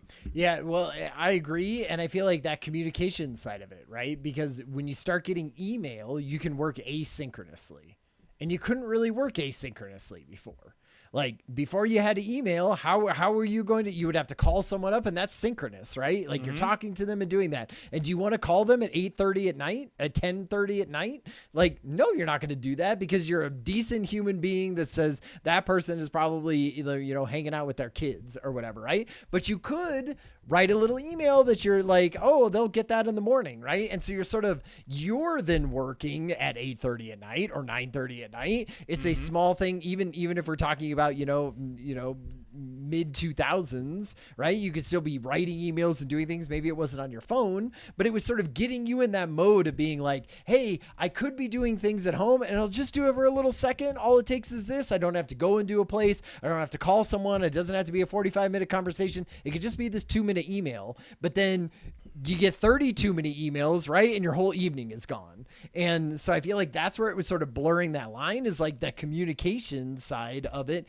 got more asynchronous. And so you were able to work on it and feel like you weren't being a dick, but like give into a little bit of that sort of dopamine hit that means, hey, I saw an email, I wrote a thing about an email, and that closed that loop of that email for right now, and I don't have to think about it tomorrow. So I'm sort of taking it off my plate. It felt like double good at that point, but it's just that was when it was small and not every notification on a portable device in your right. pocket. It wasn't as pervasive in our lives, and exactly. I think, but it set us up for it. It sort of put us in the mindset of that. It bastardized, I love the word, of where we thought of those connection, those endpoints. And so I think that introduces the concept of the attention economy, is that we've now started to get into a space in maybe early 2000s and things where there was apps or notifications or things that would draw us a little bit more into those situations you described. And so our mental bandwidth was starting to be stretched. We started to get into situations where we felt like it was okay to start to do that. And it felt like you said, you were saving yourself, because you're like, oh, if I do this now, I'm going to have to do it tomorrow. But what we didn't quite realize at the time is that, well, there's just an endless list of things that we're going to do. You didn't save yourself a damn thing for the next day. You just made it so that you've shortened the time before the next thing that you have to do needs to be engaged on. Exactly. And so I think what we're getting to is that it's hard to, just draw the line of exactly where this took off. But as we started to have these moments where we started to close that loop, and we started to mix our lives with our work and those attentions and the notifications and how we can start to be interconnected, it started to draw us into something that's a little bit newer, that we're in our present society. And I think I want to take some time to talk a lot about where we're at in the present day. I think one of the things when we say busyness or tiredness is the idea of cognitive overload. Right. And the constant thinking about what's next, what do I need to do next, what are those next moments and interconnections that I need to be doing for work, where you have in the back of your mind, and like you had mentioned earlier, you send the email once. Sometimes when you have in your mind, I got to go send this text now, or I got to go send this next email now, and you start to keep filing it in yourself. And so it starts to drain us, and it starts to over multitask ourselves to where you never really disconnect. There isn't an end point.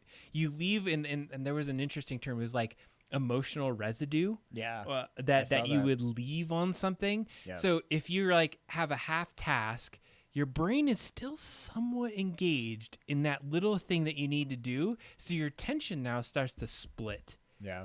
You're not able to fully disengage and say I did the thing and I sent the email. Maybe the email was just enough to get another response back for yourself. Exactly. And so you're still mentally thinking well, when they reply back, now I can have my next reply. And the residue is the thing that stays there on top of all those different commitments that you've already done, right? So your cooking class that you're doing, and the book club that you did, and the kids soccer team, and the homework that they need to do, and the work that you need to do, all of those things are the small things in the back of your mind that also have their own little fun notifications and their own fun messaging things that you have to keep track of. And all of that is just heaping and heaping and heaping on top of our shoulders, and saying, You need to be thinking about this all the time. And even when you're trying not to be thinking about it, like it's there in the back of your head.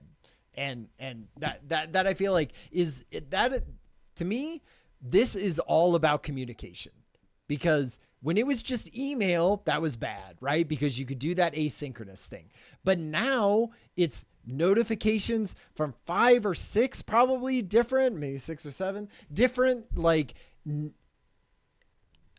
apps or messaging devices. Like I probably use, like I use Teams at work, and then I use Slack for other things, and I'm also getting Discord notifications, right? I'm getting stuff from all the apps that I'm a part of, and they're all interesting and cool parts of my life that I want to be engaged with, but just the sheer amount of it at this point, it just weighs on you all of the time, right? And they're all vying for your attention, and your attention can only be split so many ways before you just feel overwhelmed about it all the time. And so what I would call that, you like a great transition is like we're maxing our attention.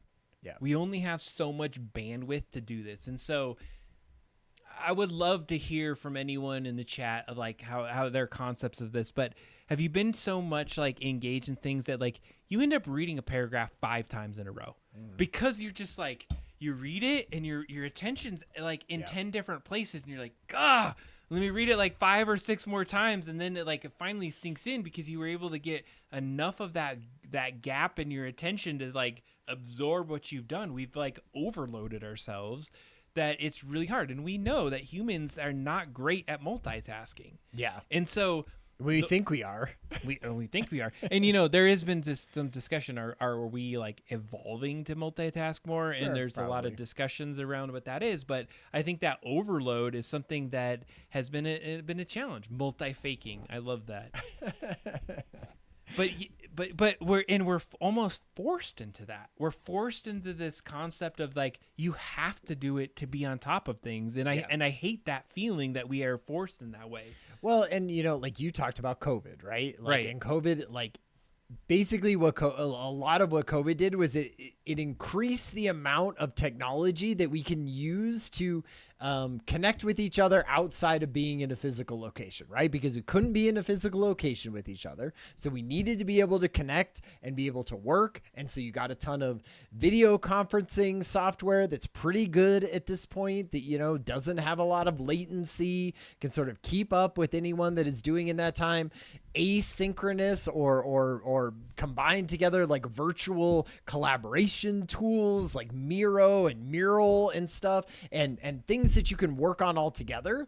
And so in that sense, then at no point could you say like, well, I'm working from home today. What point does the end of the workday stop, right? And I am a work from home. I work from home every single day. I have no office to go into. It can definitely be one of those things where it blurs the line between when am I accepting meetings? When's an important meeting to? When am I allowed to push back and say like, I know this is a super important meeting, and I know that this is the time when the client can be at the meeting, but like I have a thing to do during that time. Or maybe I don't have a thing to do. I should be able to say like, that is a protected time where I hang out with my family, and maybe we don't have shit going on and we're eating pizza and watching TV, but that is also important to my life. I shouldn't have to justify it by saying that I have theater tickets, right?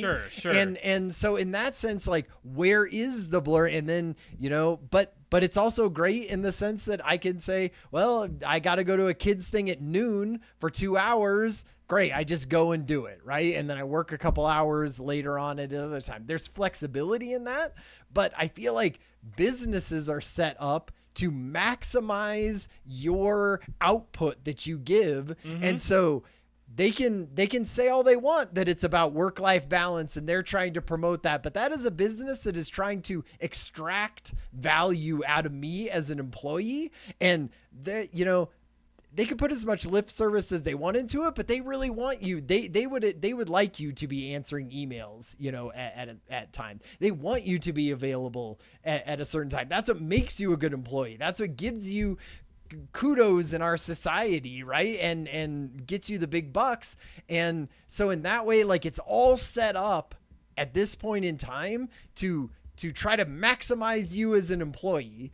And they could do that in lots of different ways now, including intruding into your life in a way that could like not have been done 10 years ago and was unthinkable 30 years ago. I absolutely agree, and I think that the companies and the folks that will start to survive are the ones that truly understand that like that rest and that rejuvenation and like having that disconnect is important enough to bring you back so that you are more effective as you go through this. And right, I want to give a quick little anecdote here, and then I wanted to talk a little bit about this like constant, exhausted, and always on. And let me actually start with that. Is that we're living in this like constant mode of always having to be on.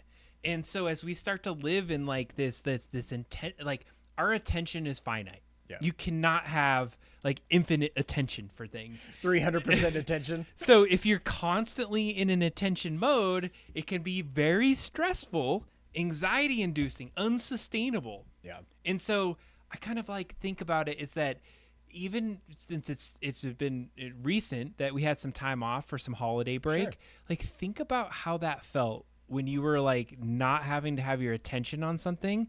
Like the anxiety I had going back to work, knowing that I was going to have to turn this back on was it was palpable. Yeah. Like heart was like racing again, like the absolutely dread of going back into it, knowing that like I have to plug into this machine. It felt so healthy to not be in that space.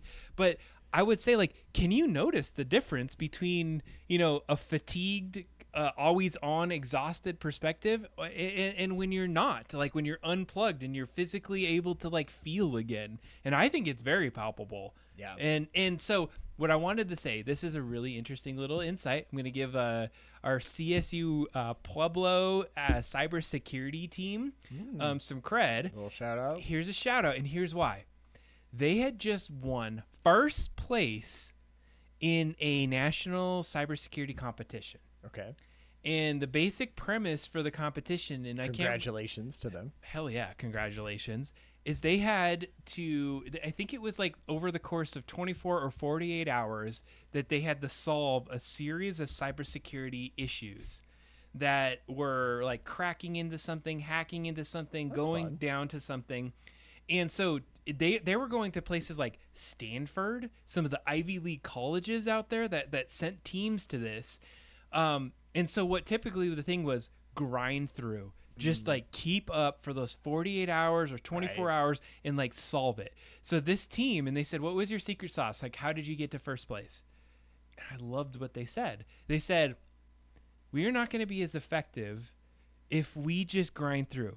So they all made a pact, and then the lead of the team said, we are going to go to sleep. We're going to take an 8-hour rest break to rest our brains, not touch the thing. Nobody's going to touch it for 8 hours. We're going to remove a third of our time that we would normally be working on it to sleep. And so they did. Yeah. They rested. Yeah. They recovered. They came back to it with a fresh mind, and they took first place. Yeah.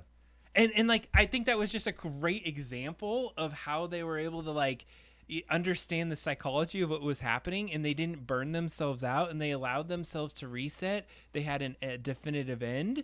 They allowed them to recover and move into that. And so I love the idea that rest and actually not doing anything allowed you to become and do something again. They talk about a little bit this in the research where they talk about like thought composting. Have you heard of this idea where you need to be like composting, right, is where you take a bunch of stuff and you just like throw it in a corner and let it rot and sit there for a while, and then it becomes something useful and amazing, right, for your garden. And what this is like you have to sort of have a rest break in between learning and consuming things to be able to like act on it in a reasonable and smart way. And so you need to have that rest in between. I feel like we haven't even talked about the idea of like that is your job, right? You're there, and that is all the ways that your job is trying to drag at you. What are like the side hustle things that now has become such a huge part of like what our society thinks of as like a proactive and productive person, is having these sort of side gigs and everything, which I am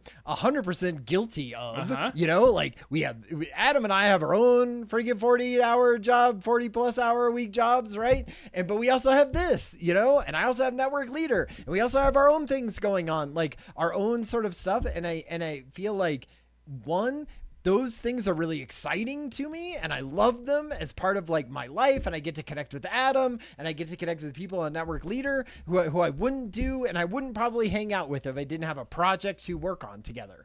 But all of those things that make it so that I can easily connect with people who are in completely different parts of America and completely different parts of the world are also the same things that are always in the back of my brain, right? Same thing that we talk about for your job is now also your fun side gig that you have. And even if does that make money or does that not make money, I feel like that is part of it. And not only that, but just the economics of the world that we live in now means that in some ways, if you want to be doing things that you really love, maybe that is a side thing, right? Or maybe you don't make enough money at your job that you have to have the lifestyle that you need. And so you have to have that side gig that makes money and does things. And all of those are just more attention and more emails and more notifications and more things in the back of your brain that keeps you from, you know, living in the present and being able to enjoy vacations and being able to enjoy downtime in a way that like fully rejuvenates you to be able to go back to any of those things. Just not enough time in the day, right? I 100%. And to add on to what you're saying is this, it also introduces a whole nother concept that I want to talk about, is the emotional labor that we all have to bring into our lives when we start to think about all of these interconnected communications. So let's take social media, for example. Right. Is that we are also having to be very cautious about what we post, how we say things, how we draft emails. So like we were just saying like, hey, the communication is the issue, but it's also the amount of effort we put into that. When you write the email 10 times, like, do I have the right tone? Exactly. Did I nail that right kind of signal that someone needs to receive this in the right way? Like, think about service areas, like people that have to be like smiling and excited and the customer service that you have to give. So not only are you having to be on all the time, but you have to put on a false facade to be able to convince people that like, you know, they're accepted, that they're there, that your feed is amazing, that your life is amazing, that every single moment of what you do is like the greatest thing in the world, so that you put off this presence that you got it all together. Like exhaustion isn't something that I have. Right. Exactly. That's not me. Like I'm a badass and I can handle what's going on. And I think that feeds this loop where other people see that and they're like, well, this person's got it.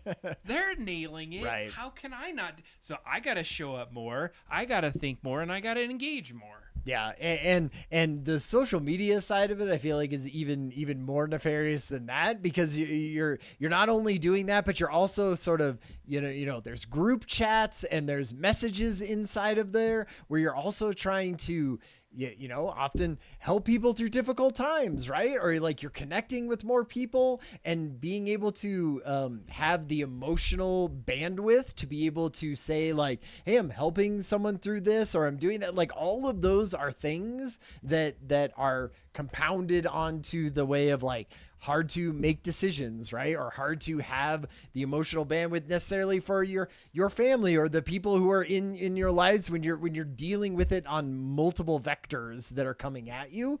And it just makes it hard to do that, especially if you're like maybe a very empathetic person or something like that, right? You feel like you need to be able to help this person. They're coming at you, you know, they're coming to you for advice and things. Oh, I spilled stuff. Like I'm very dramatic in my hand movements today, but what it is I just feel like there's just so much coming at us right now. And I would say that the additional piece of this is that as those things are coming at us, we're also having to deal with micro decisions.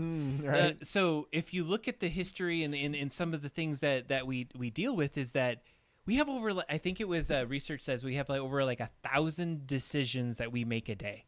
Yeah. And if you think about all those decisions, we're getting fed into the system that allows us to like really take our brain into in a place. Like, think about when you start in the morning to when you get to the afternoon, is that your decisions in the end of the day are probably not the best. Like, did you go through and make a decision of like what you're going to wear for the day? Like, did you decision when you're going to make that first email? Like, what is out of the 20,000 priorities that you have at your work, what is the first email you're going to engage with? Right. And how are you going to navigate those different pieces? And so I'm curious, like, when do you find that you're most mentally drained in your day? Like, I know people are like, oh my God, it had been such a terrible day. Like, how can I disengage from where I was just at? Those are the kind of things that I think are also feeding this, is that we can never stop making decisions, even to the point where it's at nighttime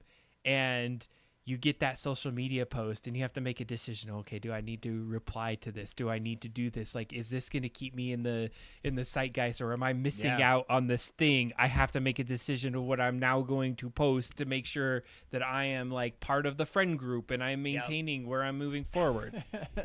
I feel like it's just sort of, it's a big quagmire of that. And also, a lot of times when we talk about these sort of issues, like I said at the beginning, a lot of them are out of our control. But I feel like some of this is in our control.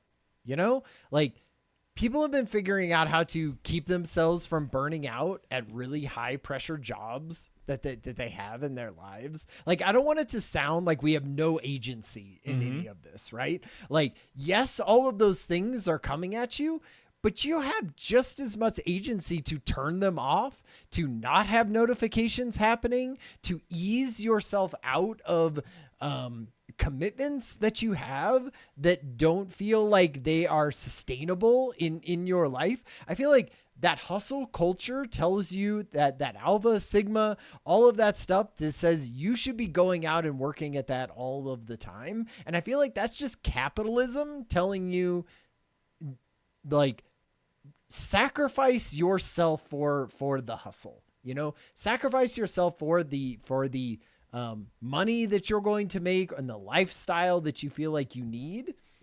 And in some ways, like, you can some people can't, right? Some people aren't in a situation where they can do that. And I feel for that.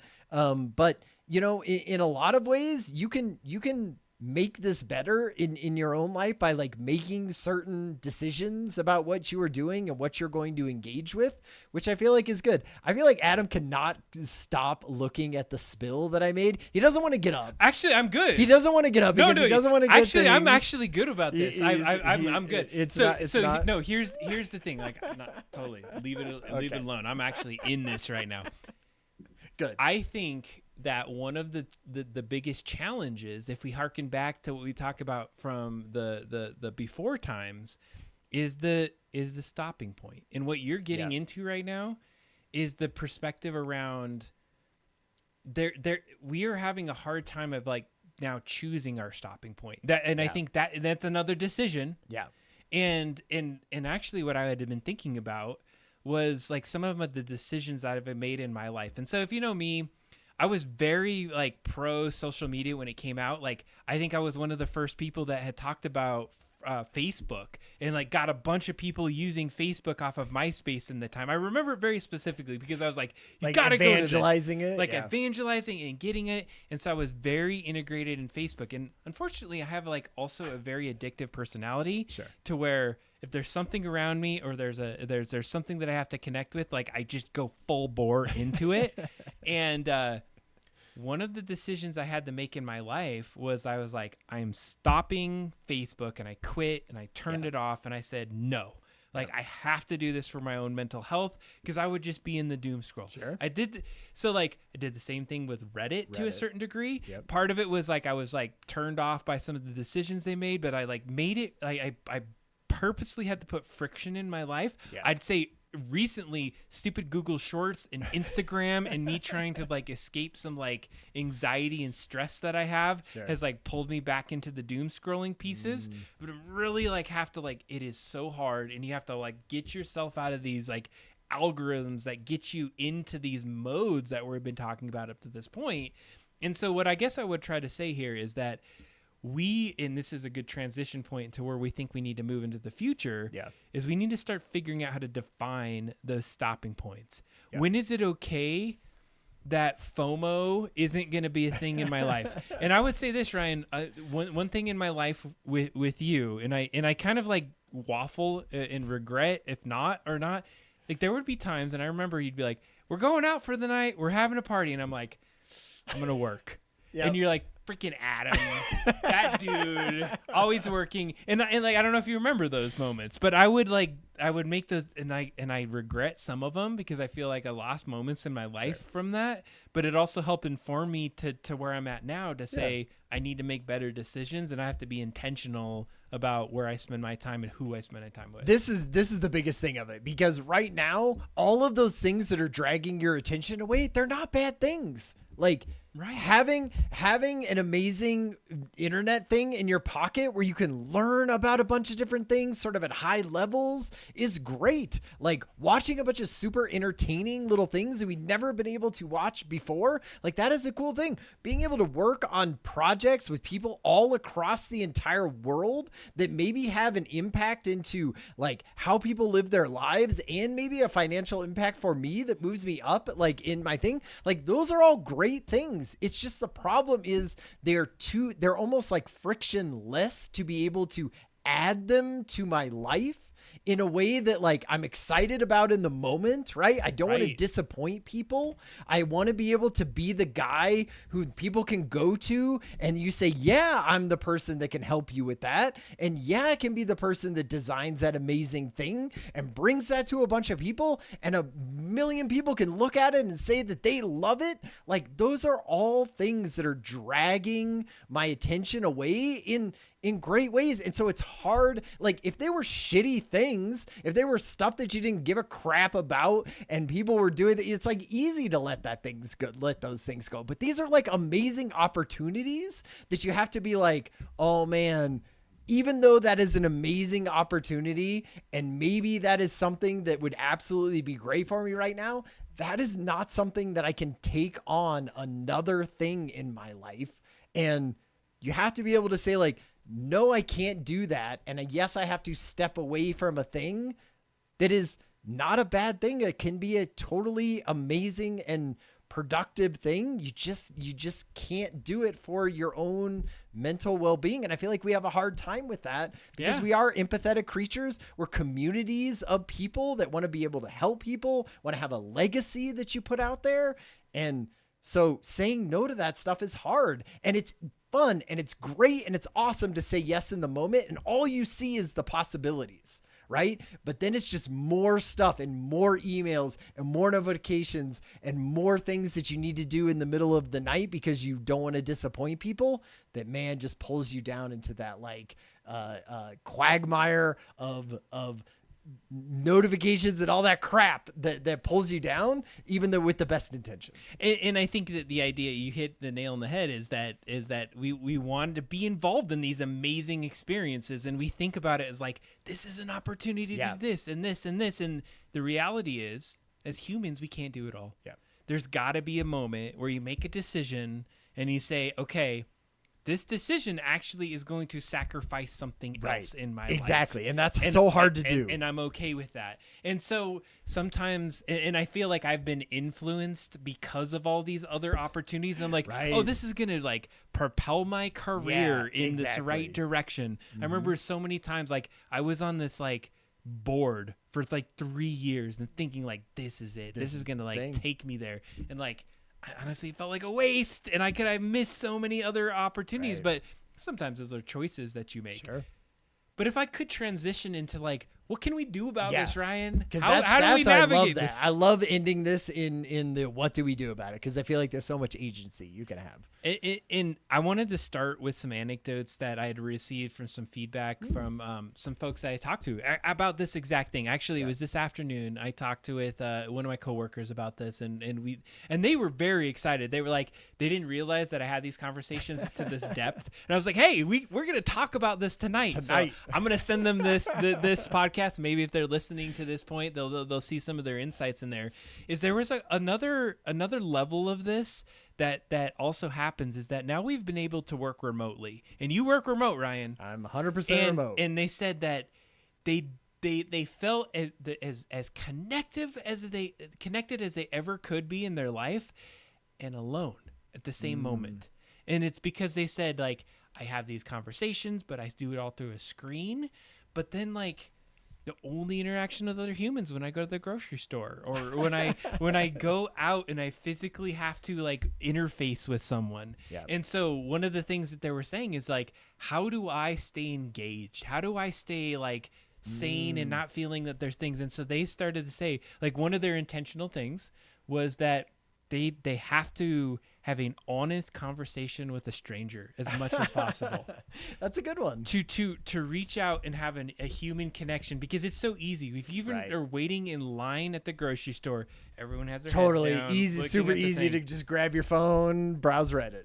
But taking that moment to, like, create the connection was something for them that, like, started to draw them into some reality, and it and I think it was even more important for them because they work in a remote kind of sense. So I thought that was a really cool thing. 100%. I have had to do that in my life. Like, even just over the last year or two, I have been like, man, if I'm going to do this remote work, like, there's not as much human interaction, right? There's a little bit.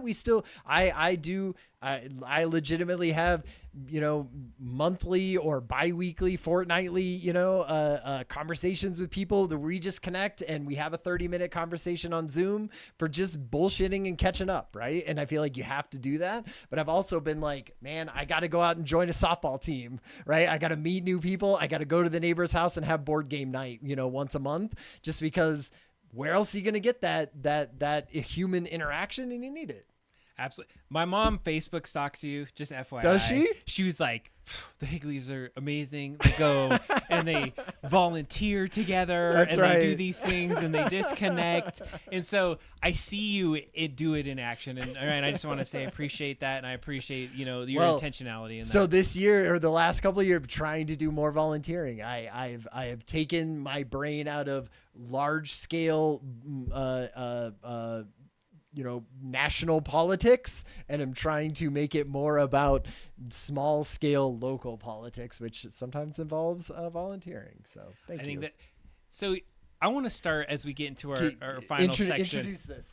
No, this is good. And I think it's important to say that rest is a right. It's not a reward. And so if you're pushing through fatigue, it's not a badge of honor, folks.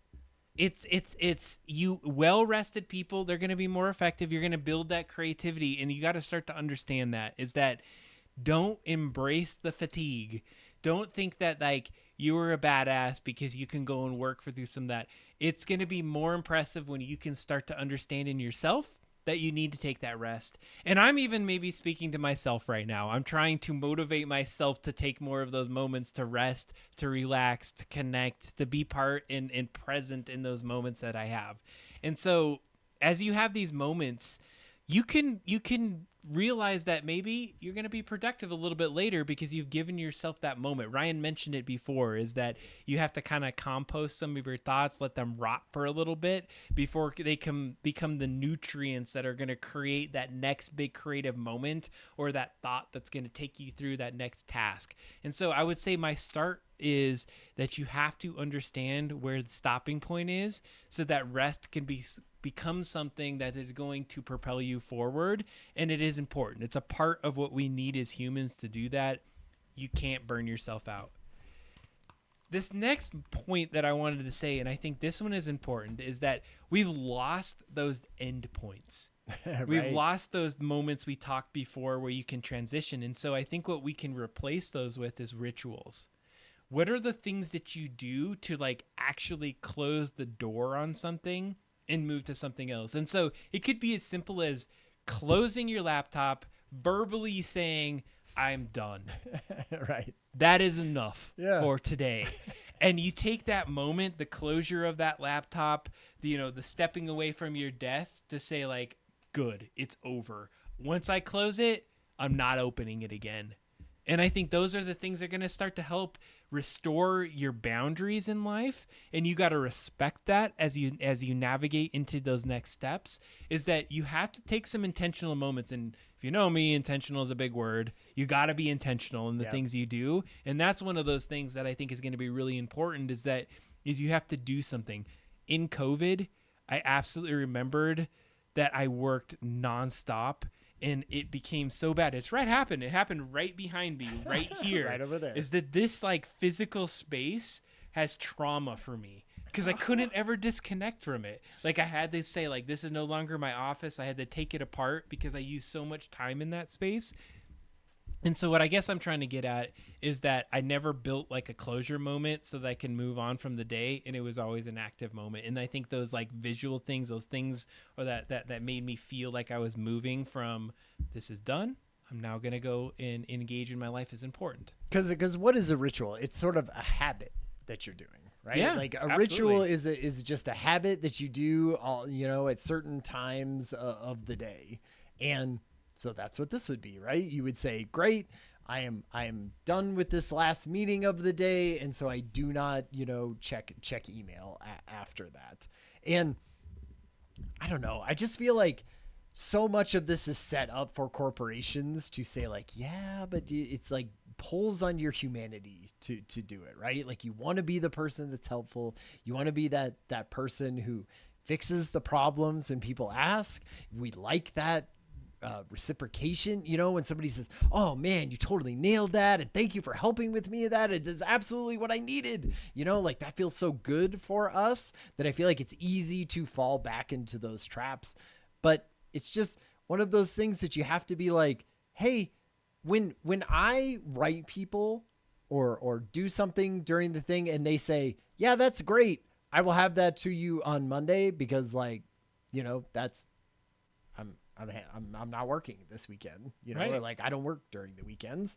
I don't typically 99% of the time I don't go, that freaking guy, what the hell? He should be working on Saturday to give me the shit I needed for Monday. Like I think like, oh, all right, that guy's got his priorities and sure, we'll pick it up on Monday. And I feel like a lot of the times you as the one who's getting asked the thing thinks there's more pressure on you to do it than there actually is. Mm-hmm. And if you were to just say, no, like I don't do that and I will get that for you on Monday, the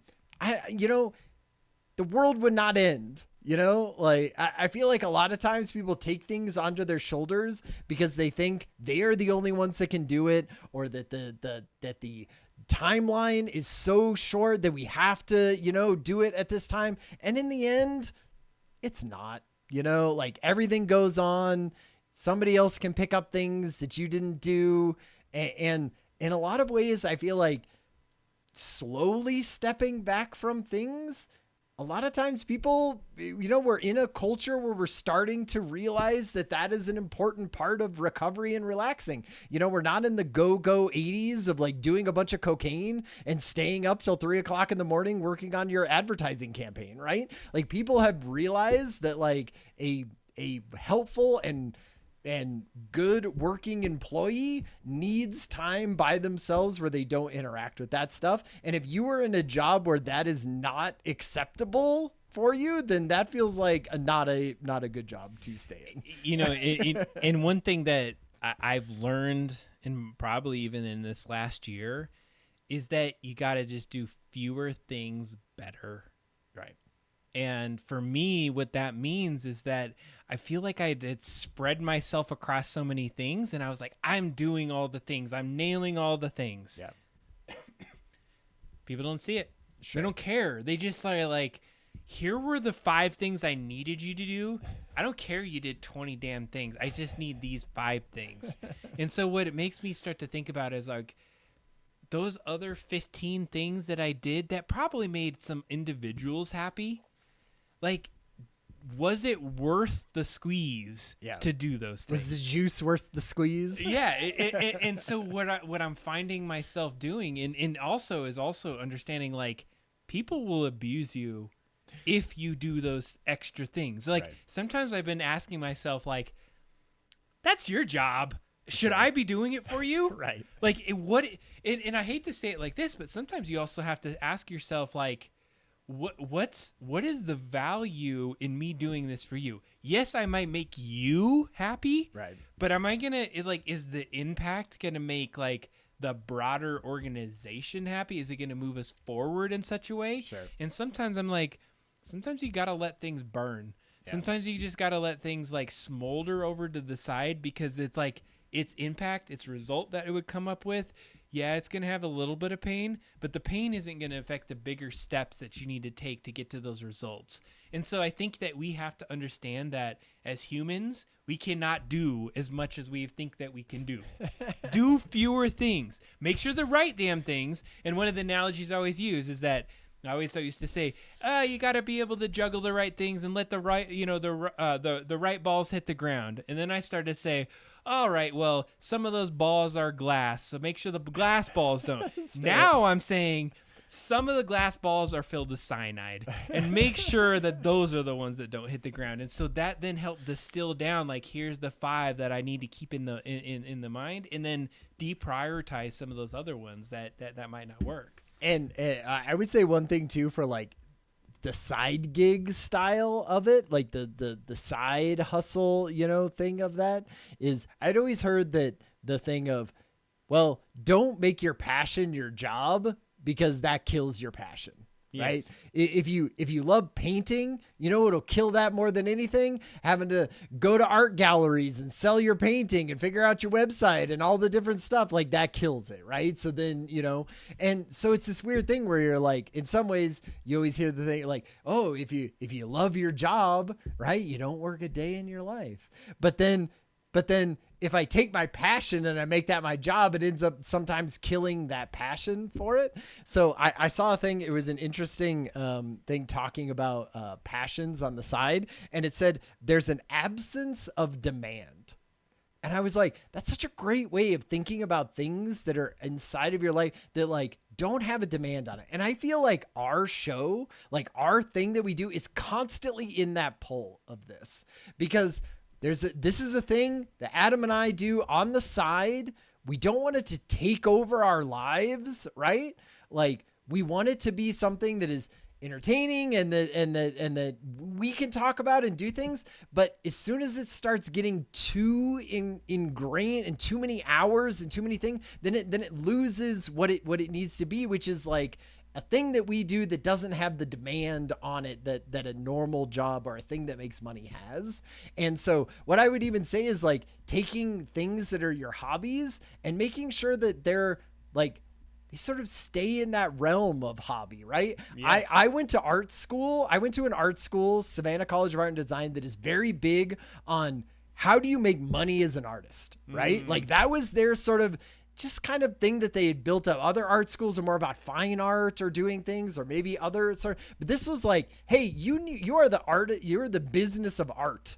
And how do you do that business of art? So I feel like a lot of my side things that I end up doing, I sort of think about them like, how would you turn this into a business, right? How would you monetize this? How would you do something, And then you go, oh man, as soon as you're down that road, you're more emails, you're more setup, you're more garbage time of things that you don't want to do. And then what is that hobby again?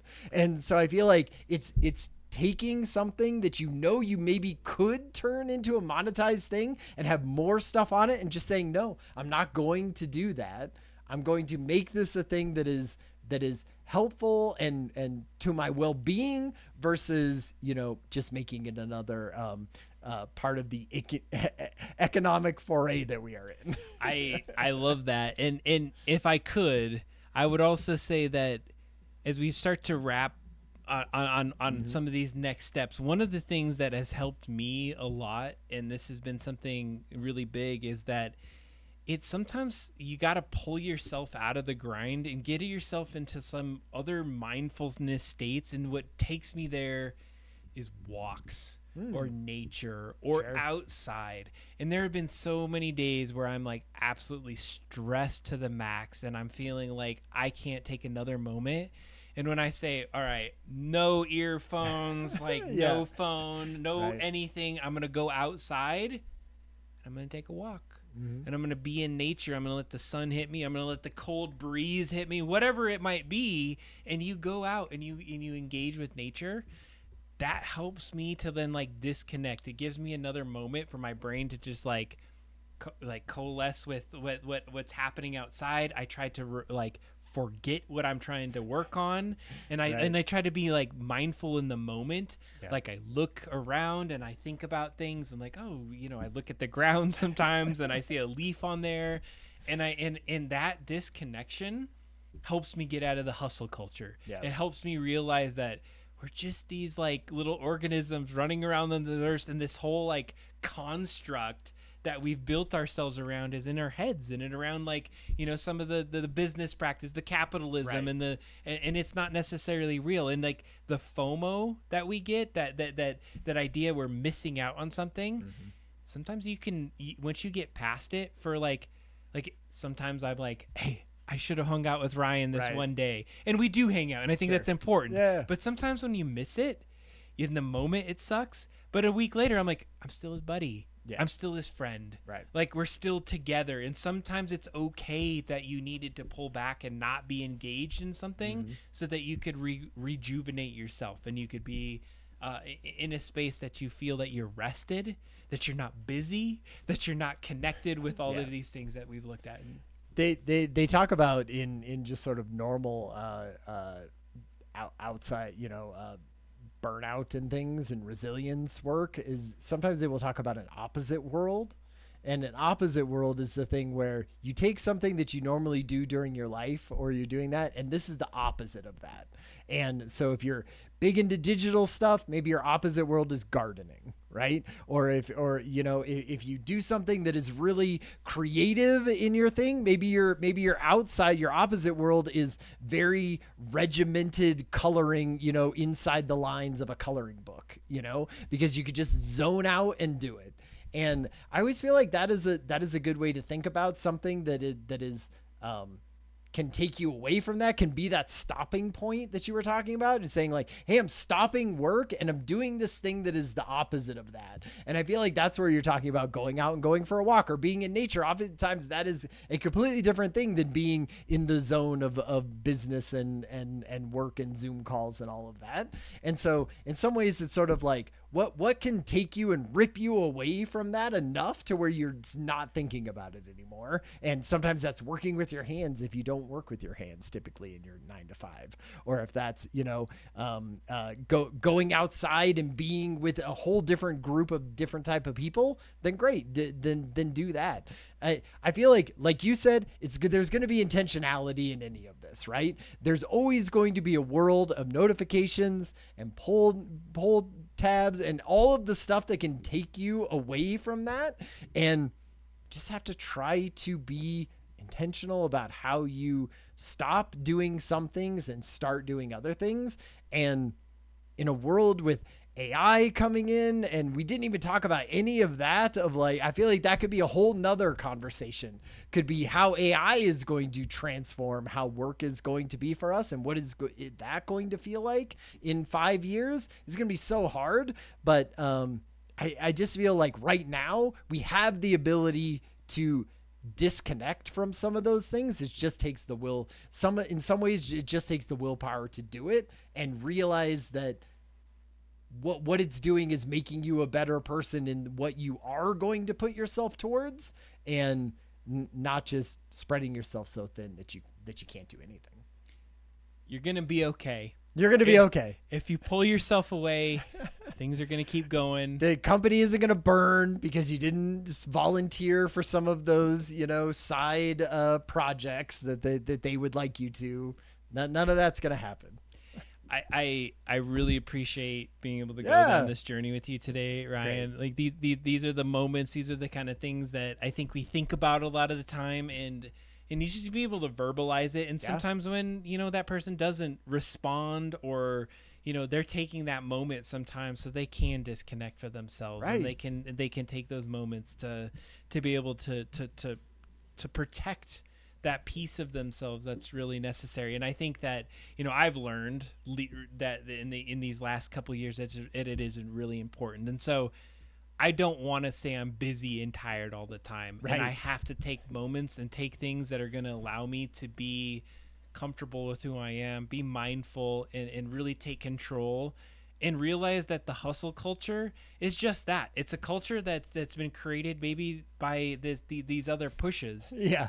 And that you can step away from it. Things will come back and you'll be fine. Now, we're not going to get down the laziness thing. You still Sure. have to be engaged. You still have to do the work. Doesn't mean you can just not do anything. Sure.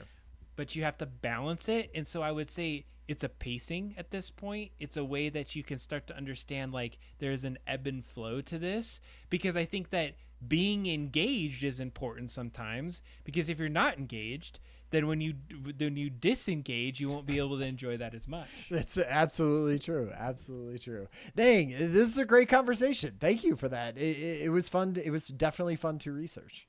I appreciate that. Thank you all for hanging out in the constant connection around your experience as we go through that. If there's thoughts that you have or other insights that you want to continue this conversation, please put it in the Discord.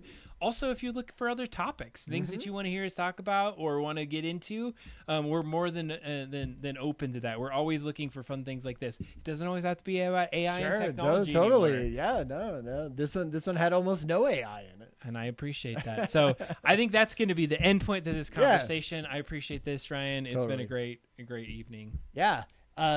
So I heard that you had a little Skull Bob stuff to talk about. Well, before we get to that, if Mike Azul is out there, I just want to say, Mike Azul, happy birthday. What? Tomorrow. Birthday? He's only a couple hours away. Nice. I screwed up, but I told him happy birthday on the wrong day. I was made a big man. deal of it. And I was like, I don't have Facebook, so you got to give me a little bit of cred. But happy birthday, man. We really appreciate you. We appreciate the support that you give to us, the interconnection, the chats and things. And so if you see Mike Azul, make sure you let him know. We're really grateful for him. So happy birthday, man. And just to put in a little plug, we started a double drop down sort of gym rat app. Oh my goodness. If you had not heard about this, one of the things that you and I talked about was we want to get a little bit more active. We're getting older. We want to be motivated. So we opened a Gym Rats app, if you've heard of Gym Rats. And essentially we just create these daily, we check in. We'd say we walked, we went to the gym, we did these things, and then it helps motivate each other to navigate. I called it Double Drop Down Does Damage. Yeah. I just thought it was fun. Totally. Lots of D's in there. So anyway, if you want to have some accountability around, working out and everything, I feel like it's another good thing of just being part of a community and seeing other people and seeing what they do and giving them, emojis for when they work out, and you get emojis when you work out, and posting things. It's good. So double drop down on Gym Rats if you want to find us. Well, it's special invite. I invited all the double drop down folks. Nice. I believe everyone that's been chatting tonight is in Oh, Double Drop Down man, Does Damage. amazing. It's already there. All right. Maybe well, maybe visit you're us lurking. on the Discord. Come to our Discord if you wanna invite. That's right. You have to have a little personal connection. We're not Sure. going to just add Yeah, everyone. no, I think we're up to jumps. 7 or 10. 8 people. No, Is I it think there's 10 10 people. people. That's right. And I'm not the one. I just figured out. Oh, see, that was the thing. Yeah. That was confusing for some people on there as well. Yeah. So how Gym Rats works is there's a little tiny emoji, and when you go to do it, then you go oh, there's the emoji, and you have to make the emoji face. I assume it's so that you just don't have 1,000 pictures of yourself sitting at a gym and you're just yeah, I didn't work out at all, but here's my picture. It's like holding up today's newspaper, basically. Yeah. So if you're in Gym Rats and you click the plus button to check in, it's going to take you to where you can take a picture of yourself. There's a little emoji at the bottom. Here's my trick with it. Sometimes in the moment, I'm like, I'm not ready to check in, but this is where I want my cool picture to be taken for the day. And so anyways, regardless, you see the little image. Today was a big smile. Right. Yeah, exactly. And what you do is you can either take the picture in the moment or take the picture a little bit beforehand. And then when you check in, you post that picture. It has the emoji. You're doing the thing. And then you log it. Yeah. And I feel like, you trying to pose with different emoji pictures is just fun. Hells yeah. I love it too. And what it's cool is it puts it on the calendar. Everyone can see it. Everyone thumbs each other up. I love the collegiality and just like, hey, you got the thing. You do the thing. There's a chat in there. I asked everyone, like, what are your favorite recipes? I put one in there. Oh, yeah, I didn't see this. There's a little calzone. I feel like, oh, nice. I feel like the notification stuff. Anyway, it's all free. We're doing the free tier, so don't think you have to sign up for whatever Jim Rat's premium subscription thing is. It's free. We're just doing all the free stuff. But join us. It's fun. It's hella fun. So Ryan, are we gonna do? Okay, so let's transition to a couple things. For those that are stepping away, we appreciate you hanging out with us tonight. We're gonna talk about a few creative things. What I would love to do in just a minute.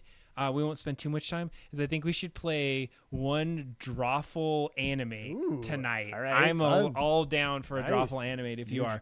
But I wanted to just say a couple things, because we started this stream years ago around the concept of do-it-yourself, do creative projects. We did the board game. We did some other projects in between. We've been working on the Game Boy game. Yep. So you're like, what the hell? You guys gonna do this damn game? Yes, we are. We are. So I have been doing it behind the scenes. We just haven't put a lot of updates because we thought it was more fun to do the podcast and do some of those connections. I don't know what that was. So any case, one of the things that I had focused on this last couple months is that I really wanted to see, like, how can we tune in some of the Skull Bobs game. And so I've been working on jumps and dashes and like the inventory. I played the game through, and it had been a while, and enough time that I kind of like was like, what does this feel like? Right, exactly. And what was really cool about it was it felt great. Like, I played the game. It took me about 30 minutes because of course I knew what to do, but 30 minutes of gameplay. Totally. And it was like there was some challenge moments. So like, Ryan, I need your help to build some more worlds. Yes. That was one thing. Definitely. Like I and then I can figure out a couple more little like things that we can collect, and I think we have the full story arc for the Game Boy game that we can deliver. We still have one more song that we need to get from our composer. And so at this point, I think the game you're gonna see some other developments. And when we get it to that point, like, I think we're so damn close. The dialogue and some of those back and forths we need to work on together. One of the things that I wanted to do is have a working session where me and you sort of figure out what our next steps are there. I would love to figure out when that day is, because I feel like if we could put it on the calendar and be like, hey, Adam and I are going to hang out for an hour and a half in the evening on just Zoom or whatever, and that would motivate me because I would see what you were doing and we would be like, oh, right, here's the next steps that we need to do, because I don't know what the next steps are. Sure. It's been too long. Like, do we need layouts for the kitchen level to be done? Do we need, is there artwork that needs to be done that is it's like, where's the bottleneck that we have right now? And what could, like, a couple hours of figuring that out and maybe working on it a little bit. And then I would have more motivation during off times to be like, right, I know exactly what I need to be doing, because right now I have no idea. I think what we'll do is maybe we'll have a behind the scenes. It won't be an official episode. If you want to watch us work, and we're just going to be just like, I would love that. That would be fun. I would do that. We'll jump in and we'll stream it, whatever. You want to jump in, give us some insights, but we're going to do a working session streamed. I think that would be great. I love it. All right, we're going to do that. One last little thing before we jump into Drawful Animate, if you don't mind, and actually I'm pretty sure you'll be able to hear this, is I did get a Suno account. Been creating some new songs out there, and I've been really excited about some of the work that's been out there. So when you listen to the initial countdown before we start the stream. Right, like the 6 minutes. A or lot whatever. of those songs were built based off of some Suno Oh, things that I yeah. was putting out there. But I wanted to just give everyone like a couple little hits of some of the things that we've been working on, and just kind of hear what it's out. So This is the basically the latest version of Suno is building these things, Yes. right? You've been working on it and in the pro so, version. Yeah, to give you kind of context on how this works is like Suno. So I had it for a year, then I stopped using it because I have to be motivated to make a song. Sure. Like I absolutely write the lyrics. I spend a lot of time doing that. There's styles that you have to put in there, and now they added these additional tools. And so I had built a lot of our songs from not this last year's 24-hour stream, but it was the year before that I got it. Built a bunch of songs, set things up. Without further ado, let's listen to at least one or two of some of the things.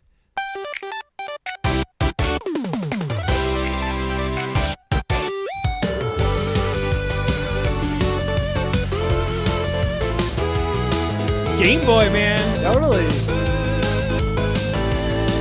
We don't have to listen to the whole thing, but It's like an anime from the early 2000s. but the fidelity and Yeah, the ways that good. it sounds, like it's pretty fun. I'll just give you some clips and then you get to hear some Okay. of it. So I was trying to get like different ones. So this one, I really, really, really like this one. I called it Retro Mysterious. I called it The Crush.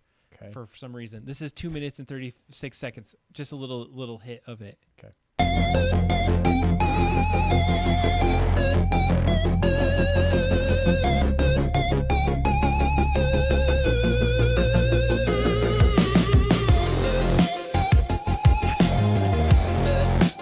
It's got like a more sinister feel to this one. It's a vibe, man.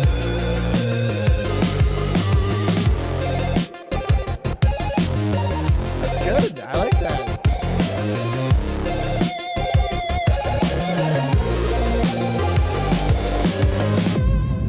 It's like a Castlevania Hell- drug scene or something.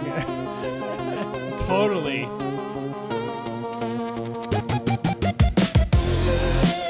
It's good.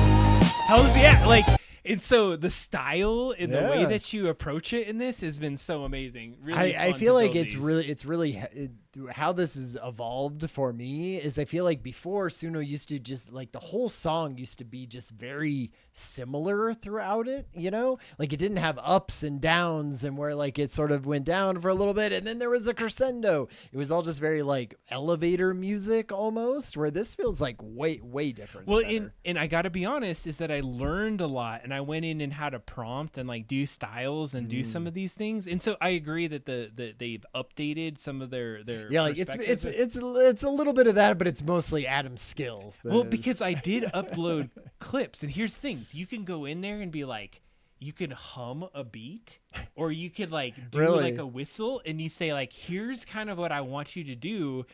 Take this and make it retro, and I was doing that. It's so everything with AI art stuff, right? You're just like, yeah, just do a little drawing of whatever, and then it'll come up with a sweet image. Do a nail- little whistle of whatever beat you want, and come up with something amazing. All right, let's see here. I feel like I have one more. This one, like, do you want final boss energy or Okay. sci-fi guy? You get to pick. We get one of those two. Sci-fi guy. All right, sci-fi guy. Let's see what we got. I don't know. It's like circus. Yeah, a little circus theme.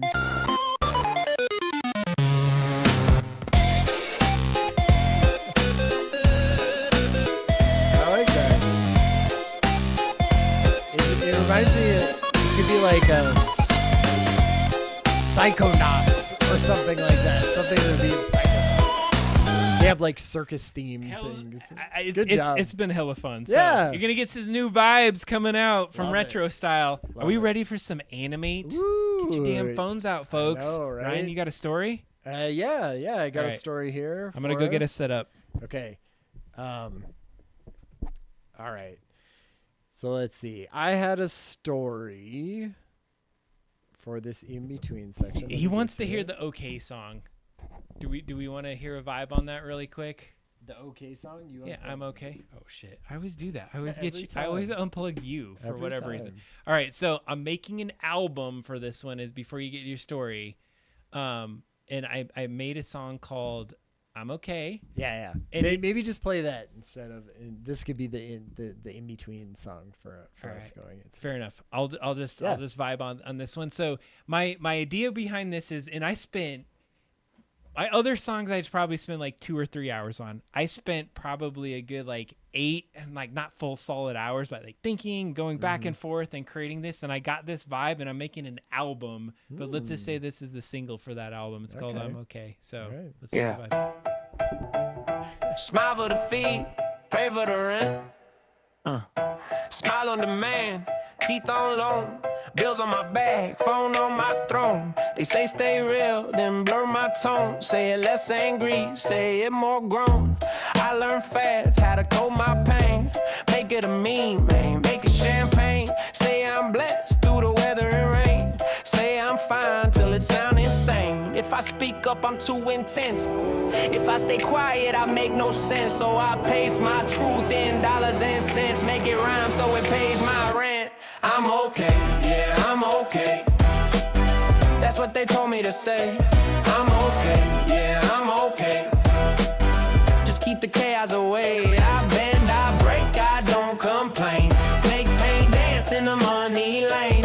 I'm okay, yeah, I'm okay. Until okay fade away. Scroll past war, double tap joy. Buy back peace like it's a toy. Stay self-filled with a friendly voice. Stay in line but call it choice. Mama said keep your head straight. Daddy said don't trust the state. Teacher said dream real big. Bank said nah, that dream too late. They love my voice when it don't confront. They love my truth when it's blunted out. I ain't radical, I'm just awake. They scared of me, it's not what I say. I'm okay, yeah, I'm okay. Read it off the teleprompter. I'm okay, yeah, I'm okay. Don't ask questions, answer proper. I bend, I break, I monetize. Turn survival into vibes. I'm okay, yeah, I'm okay. Look alive, don't ask me why. They don't want freedom. They want comfort. They don't want truth. They want numbers. I'm okay, okay, okay. Say it till it loses its taste. I'm okay, okay, okay. Smile wide in a broken place. I bend, I break, I levitate. Feet still stuck in a spinning cage. I'm okay, okay, okay, okay, okay. This anyway, okay.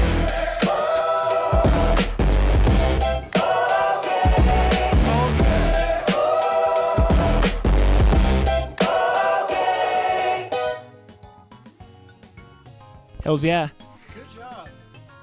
I feel like that one is fun. That's my favorite so far.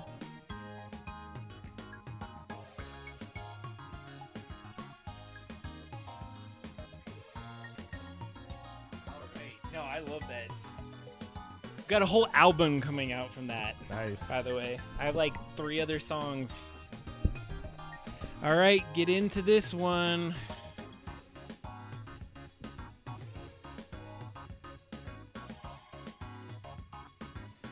Man, I love this. I really love this one, by the way. This anime, it is so fun.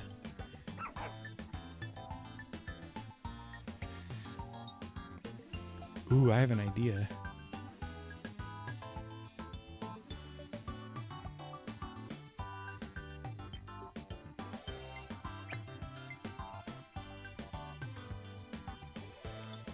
The no eraser on this, Tough. so dramatic.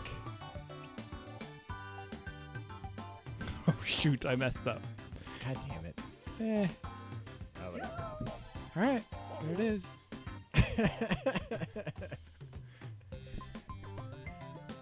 All right, who's in charge? Who's in charge of this? Stealth Mouse. I don't know if anybody else is playing. I texted Kathy, so maybe give like 1 minute for that. But We got 1 minute. Continue your animations. I'm not gonna play this whole song.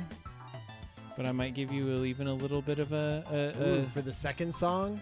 I have like 4 songs, and I have not released the other ones. I'm Okay was good, but this other one, it's a space journey with that same rapper. Laura and I went with the same, like blinking or winking. Oh no, what's happening? Yeah, it's my Getting crunchy. it's my Windows 10 computer. Ah, piece of shit. Stupid Throw Windows. this in the freaking river. It can't handle opening the Firefox browser, apparently.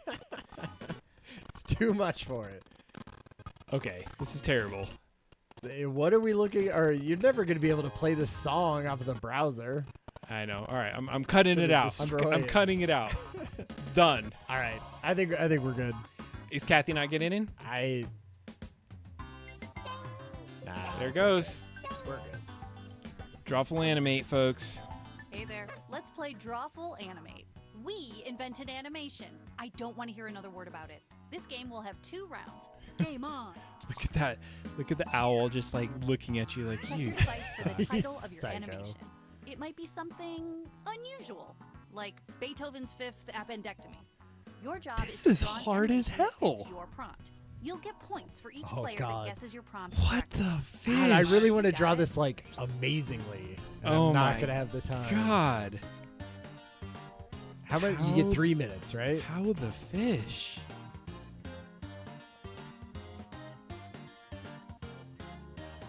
Good luck, y'all. That's all I gotta say. Oh, God, and no eraser. Makes it a challenge. Yeah.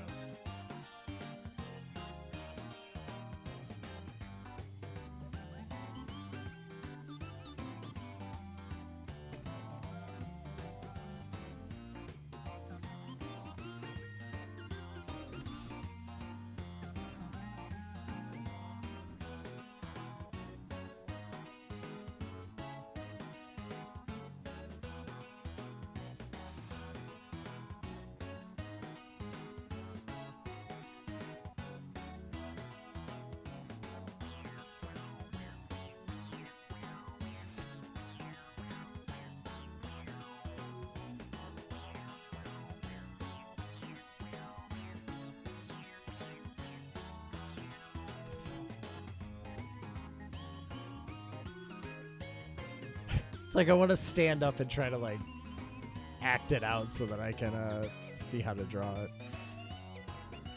This is like the hardest thing. Like, I don't even know what I'm Halfway drawing. through, I cordially invite you to begin work on the 2nd frame. At least I was on my 2nd frame. Oh my God, my finger is too fat and Fat and stupid. stupid. Can't get the fidelity of my awesome idea.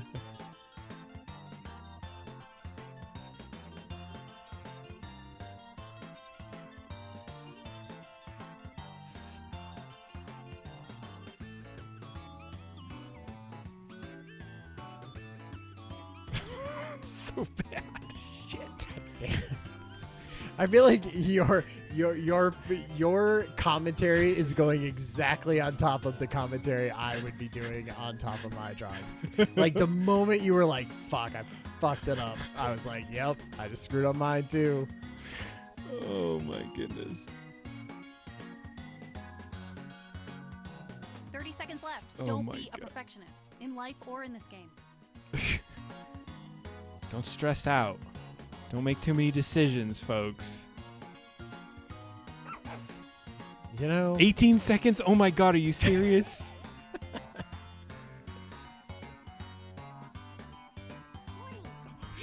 that's it. I'm in. 5 seconds, Adam. You have 5 seconds. All right. Drawing is done. Get Oof. over it. Gosh, this one would be so fun to draw with real. On your device, write what you think the title for this animation could have been.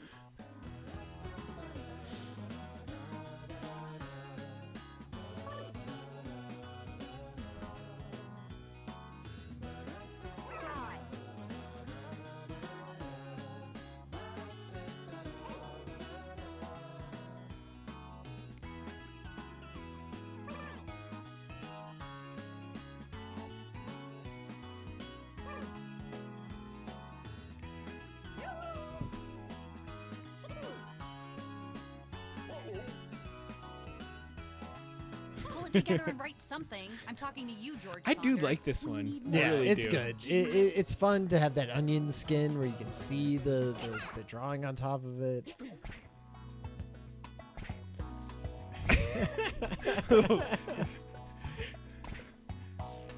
Try to pick the original title out of this lineup. Oh man. That's a tough one.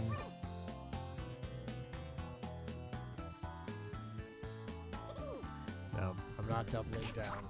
Okay, who voted for what? Damn it. Son of a bee. Unless this is it. Oh! Oh, Oh my God, Laura. killing You ruled it. Oh man. Gosh. And guessed the actual one? Jesus. it. Jesus. Crushing it.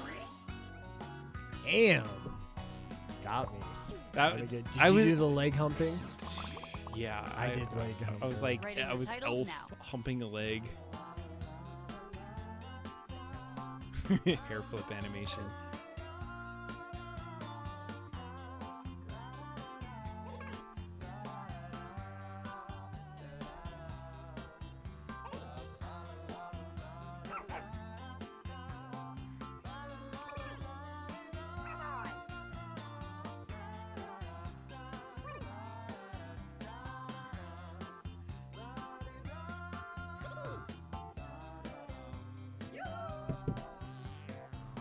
Write something down.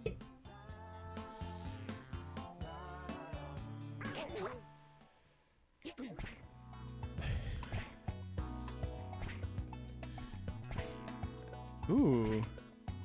Okay. Believe me when I say it's time to vote. I'm not doubling down on this one either. No. This is hard. Good job, everyone. These are all, I feel like these are all very plausible. Well, come on, pick something. Oh man. Okay, here's what happened. Damn it. Stealth. Good one. I wasn't fooled. Got somebody. Woo, stealth. Oh my goodness. Is it? Yes. Oh my god. You know, there's like stuff floating around it.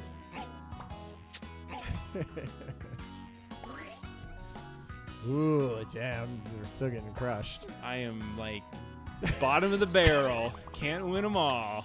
Ooh, check out this Ooh, this one's good.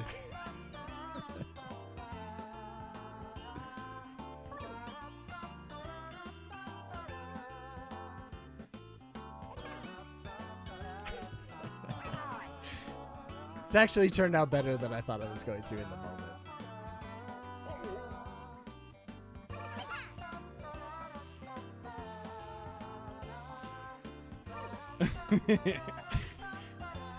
It's way more fun to watch it animated. Right? It just It's is. so like hits the mark. Because you're basically getting to draw two, but there's like an added element of like a storyline that you can add to it too. All right, Mike Zool, 5 seconds. All right, we're good. Wow. This is what we're Great working with. job. Great job, everyone.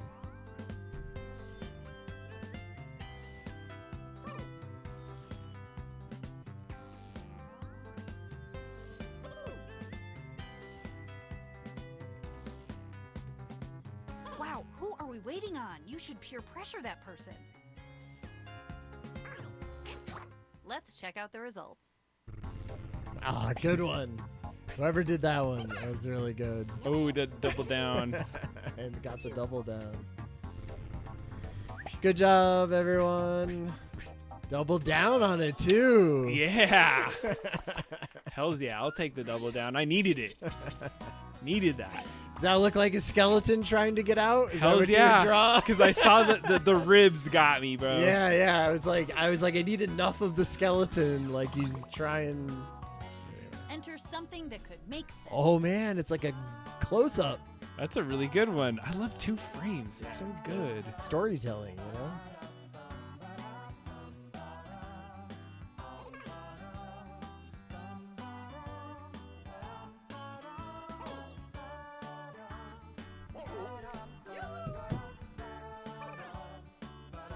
It's crazy how like 2 frames can Yeah. tell a sweet story. Like, I don't think you would need one with 3. No, Like, I feel like 2 is enough. Like, because you get like a minute and a half each. the song is great. Like it's no Way burps better. Oh and my things. god, so much I better. love it. So much better. They Glad we had to found have heard this. that feedback. Oh my god! Everyone had it. What? What we got? Oh snap! Oh man. Oh snap! I don't know. I have not Brennan's felt line confident to on double you, down on someone says. anything. Just pick one, buddy. Oh man, you know what? Damn it! I know which one it Alrighty, is. let's see what you did. Damn it! I also guessed this. Damn it! It's because What? they only had colors, so they made you think it's blood. It's damp handshake. Damn. I'm betting it's damp handshake.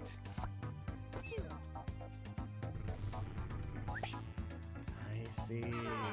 Right.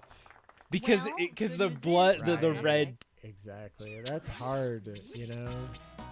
Because if you did the black, you'd be like, oh, it's like oil or something. Yeah. Good job. Or running away with it. Killing it. I'm going to be nice about this one in case a child did it. Yeah.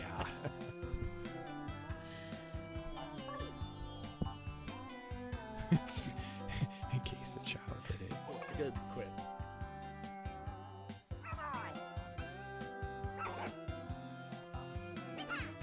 This is.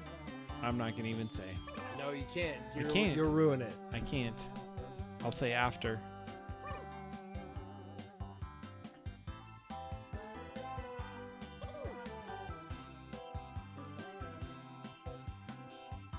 Write something down.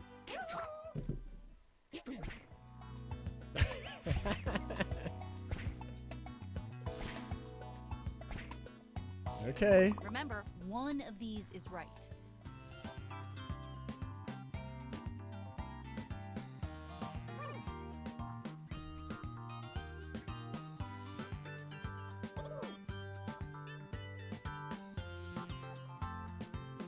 Vote now or forever regret it. I'm not a. So many good entries. So many good entries. Good job, I feel like folks. all of these. It's like I feel like we have as We a got two. collective like gotten the vibe of this game enough that we are pros at it. Oh. Ah, dang it! So good. You got an Pull me 3 achievement. times. Pull the same player 3 times in a game. That was probably me. Oh! How do you draw that? It was a Zoom call. That's when my finger was like, I can't draw little faces like my right, brain thought yeah. it should. 9,000. Just double second place. Oh. All right, y'all, we're doing this All again. right. Oh, we got The new another title one. is on Good. your device, and your device is conveniently in your hands. God dang it.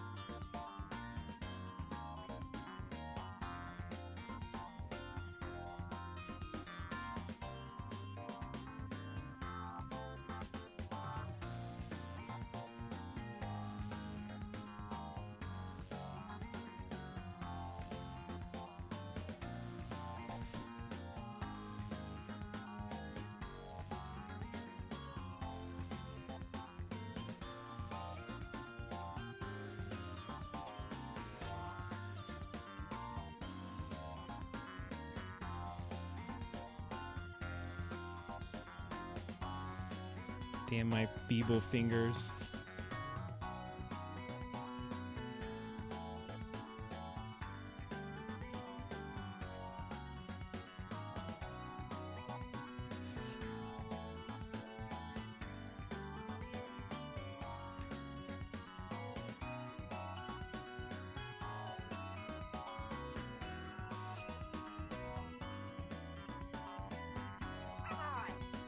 point, you're going to want to start thinking about that second frame.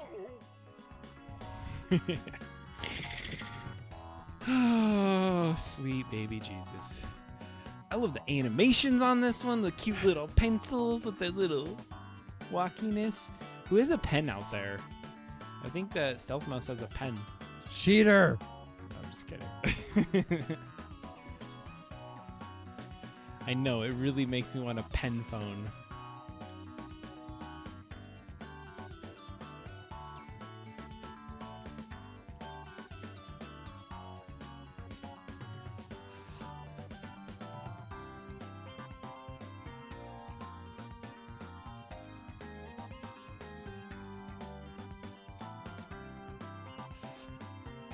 $40 seconds, y'all. Oh, God. He like forces you sometimes to just draw very Hey, 30 seconds. Put down your sandwich second and grader. draw. –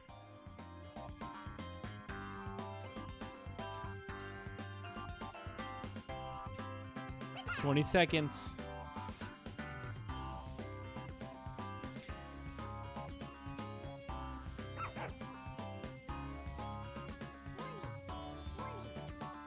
Two.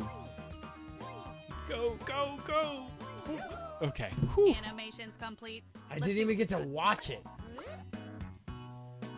Prompts are losing their grip. Yeah. Oh, Right God. board decoy.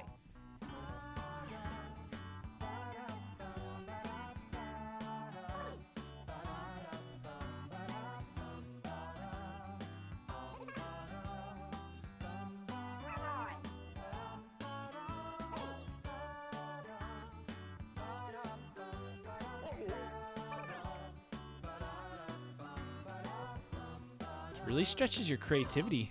Mm-hmm.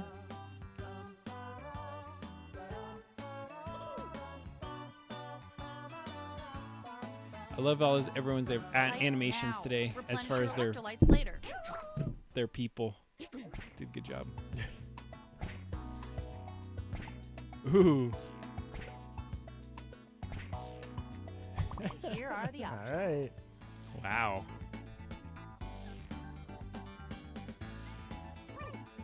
Damn, whoever did this one, I think I know what it is. Good job. Vote now, please. Either good Boy, job or I'm somebody psyched. tricked the hell out Or of me. somebody tricked the hell out of me. Yes, I'll take it. Woohoo! And two. Good one. I needed that. You needed it.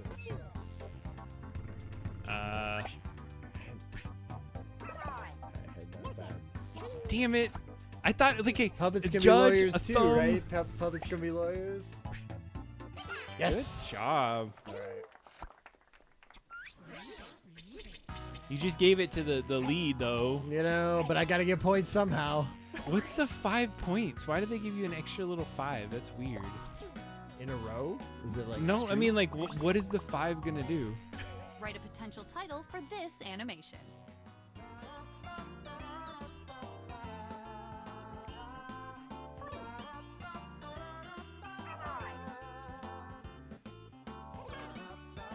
Oh, from the likes. Gotcha.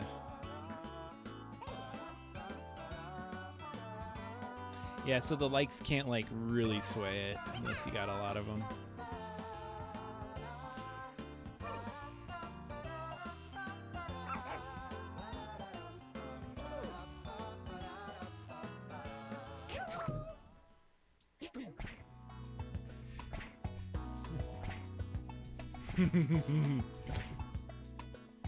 The right answer is in here somewhere. Time to vote. Everyone is, like, spot on with Yeah. great titles today. Congrats, chat. Cheers all around. Pick a choice. You're making me nervous. Who voted for what? Let's find out. Son of a bitch.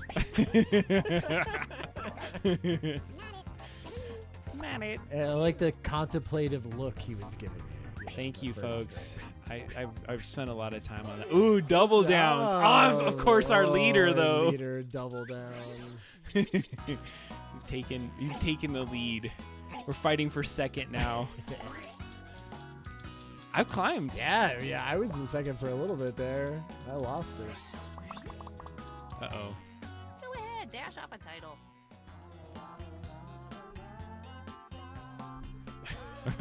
First double down on a double drop down. Oh,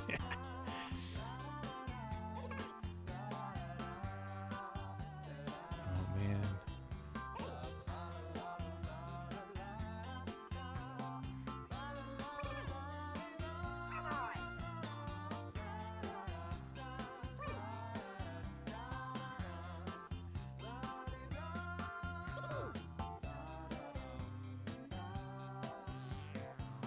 There isn't much time left. You simply must write faster.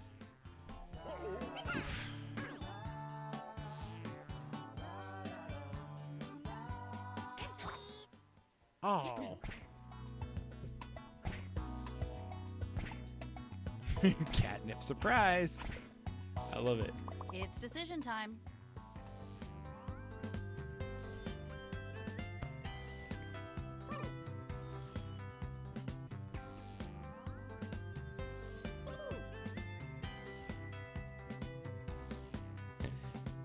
Go ahead and vote before the time runs out. Oh, I could double drop down? Do you All right, let's double see how this all drop your shook drop down? Shit. I'm glad I didn't do it. Or maybe. No. No. Too good. Laura's too good at this. Cheater. You know, Plays I'll this take too it. much. I'll take Just it. kidding. I feel like I still get Laura though. Like Laura sometimes yeah. votes for mine, so I don't feel too bad. She. And she ate Oh, so. this is the You know, best. those are tough. Like especially because they're like messing up the wording. I Makes me not know. want to pick that one. They've been doing a good job at like Yeah. tricking you. Right. I think they knew that. 14,000. 14,000? This is gonna be like a Oof. record. It is. Time to Oh, type some God. titles. I like this one.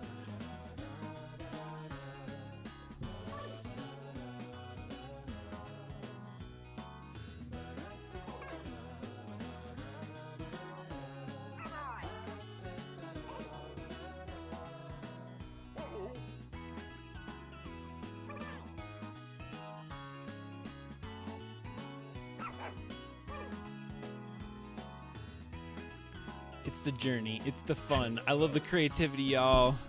Doing so good. Submit a title, or I'm gonna.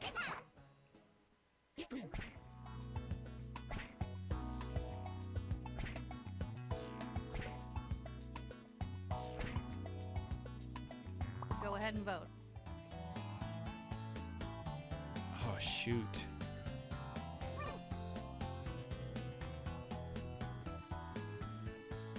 You don't get to vote for other people's when you're the drawer. Please vote. Like I don't get to give props to people. You know, that was in like Yeah. in normal.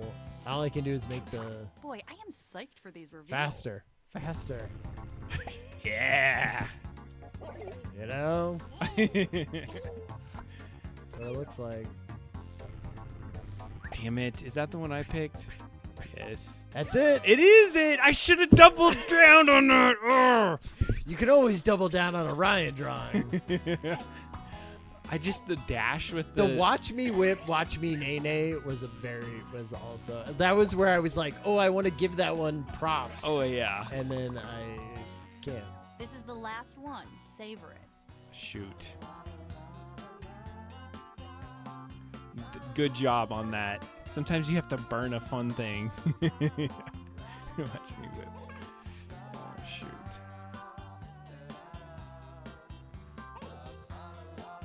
It's like watch me whip, watch me nay nay was too clever.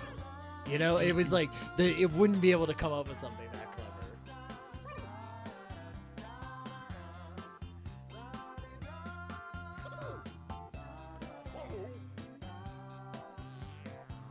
Write something. You need the points. Trust me. Did I gain any ground on Adam on that last one? I can't remember. I possibly. I didn't even see. Polite tornado. Oh my god! Whoa, check these out. Wow, look at that. Man, Oh, wow.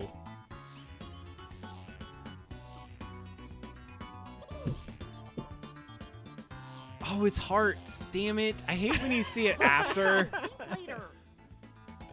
How can two people put polite, tornado, and overly... like, what the heck? You all have the same brain. Alrighty, good. let's see what you did. I'll take it. I definitely voted for the Oh, goodness. You and I both doubled down. Yes! Oh-ho! Yes. That was us both doubling down. Well, he was the last one. You yeah, had exactly. to. You had to. Look, I beat you. Oh, no. Good Like job. 500 points. Oh, man. Took it in the end, my That friend. was great. We tied that. Good job, folks. Yay. That was great. Damn. 14,000 is an impressive score. Hell yeah. Great job, folks. That was a fun game. And you know, last time, remember, with Stealth Mouse and Mike Azul were the Right, tied. exactly. We had a tie last time. There's never like a clear lead. We Oh. always This one's, do it. I feel like they've really honed in on like the not only just like this gimmick of like having the two things, but just like the timing and back and forth and the quips. Absolutely amazing, Yep. folks. So fun hanging out tonight. Yes, Thank you super fun. for the time. Great So Thursday. Thank you for hanging out with us on we Thursday. appreciate it. Yeah. So have a good night. And guess what? I'm going to give him a little taste of my other little song in the perfect. thing. So if All you want to right. hang out, I'm going to go hit the play button on that. Exactly. But you just got to listen, and we'll keep it on as we do the night. So have a good night. We'll see y'all. Thanks, and congratulations to our winners tonight. Woo! All right, we'll See talk you to next soon. time. Bye. Bye.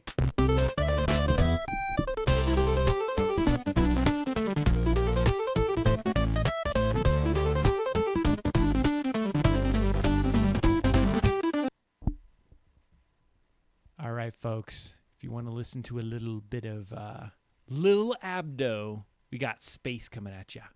Yeah.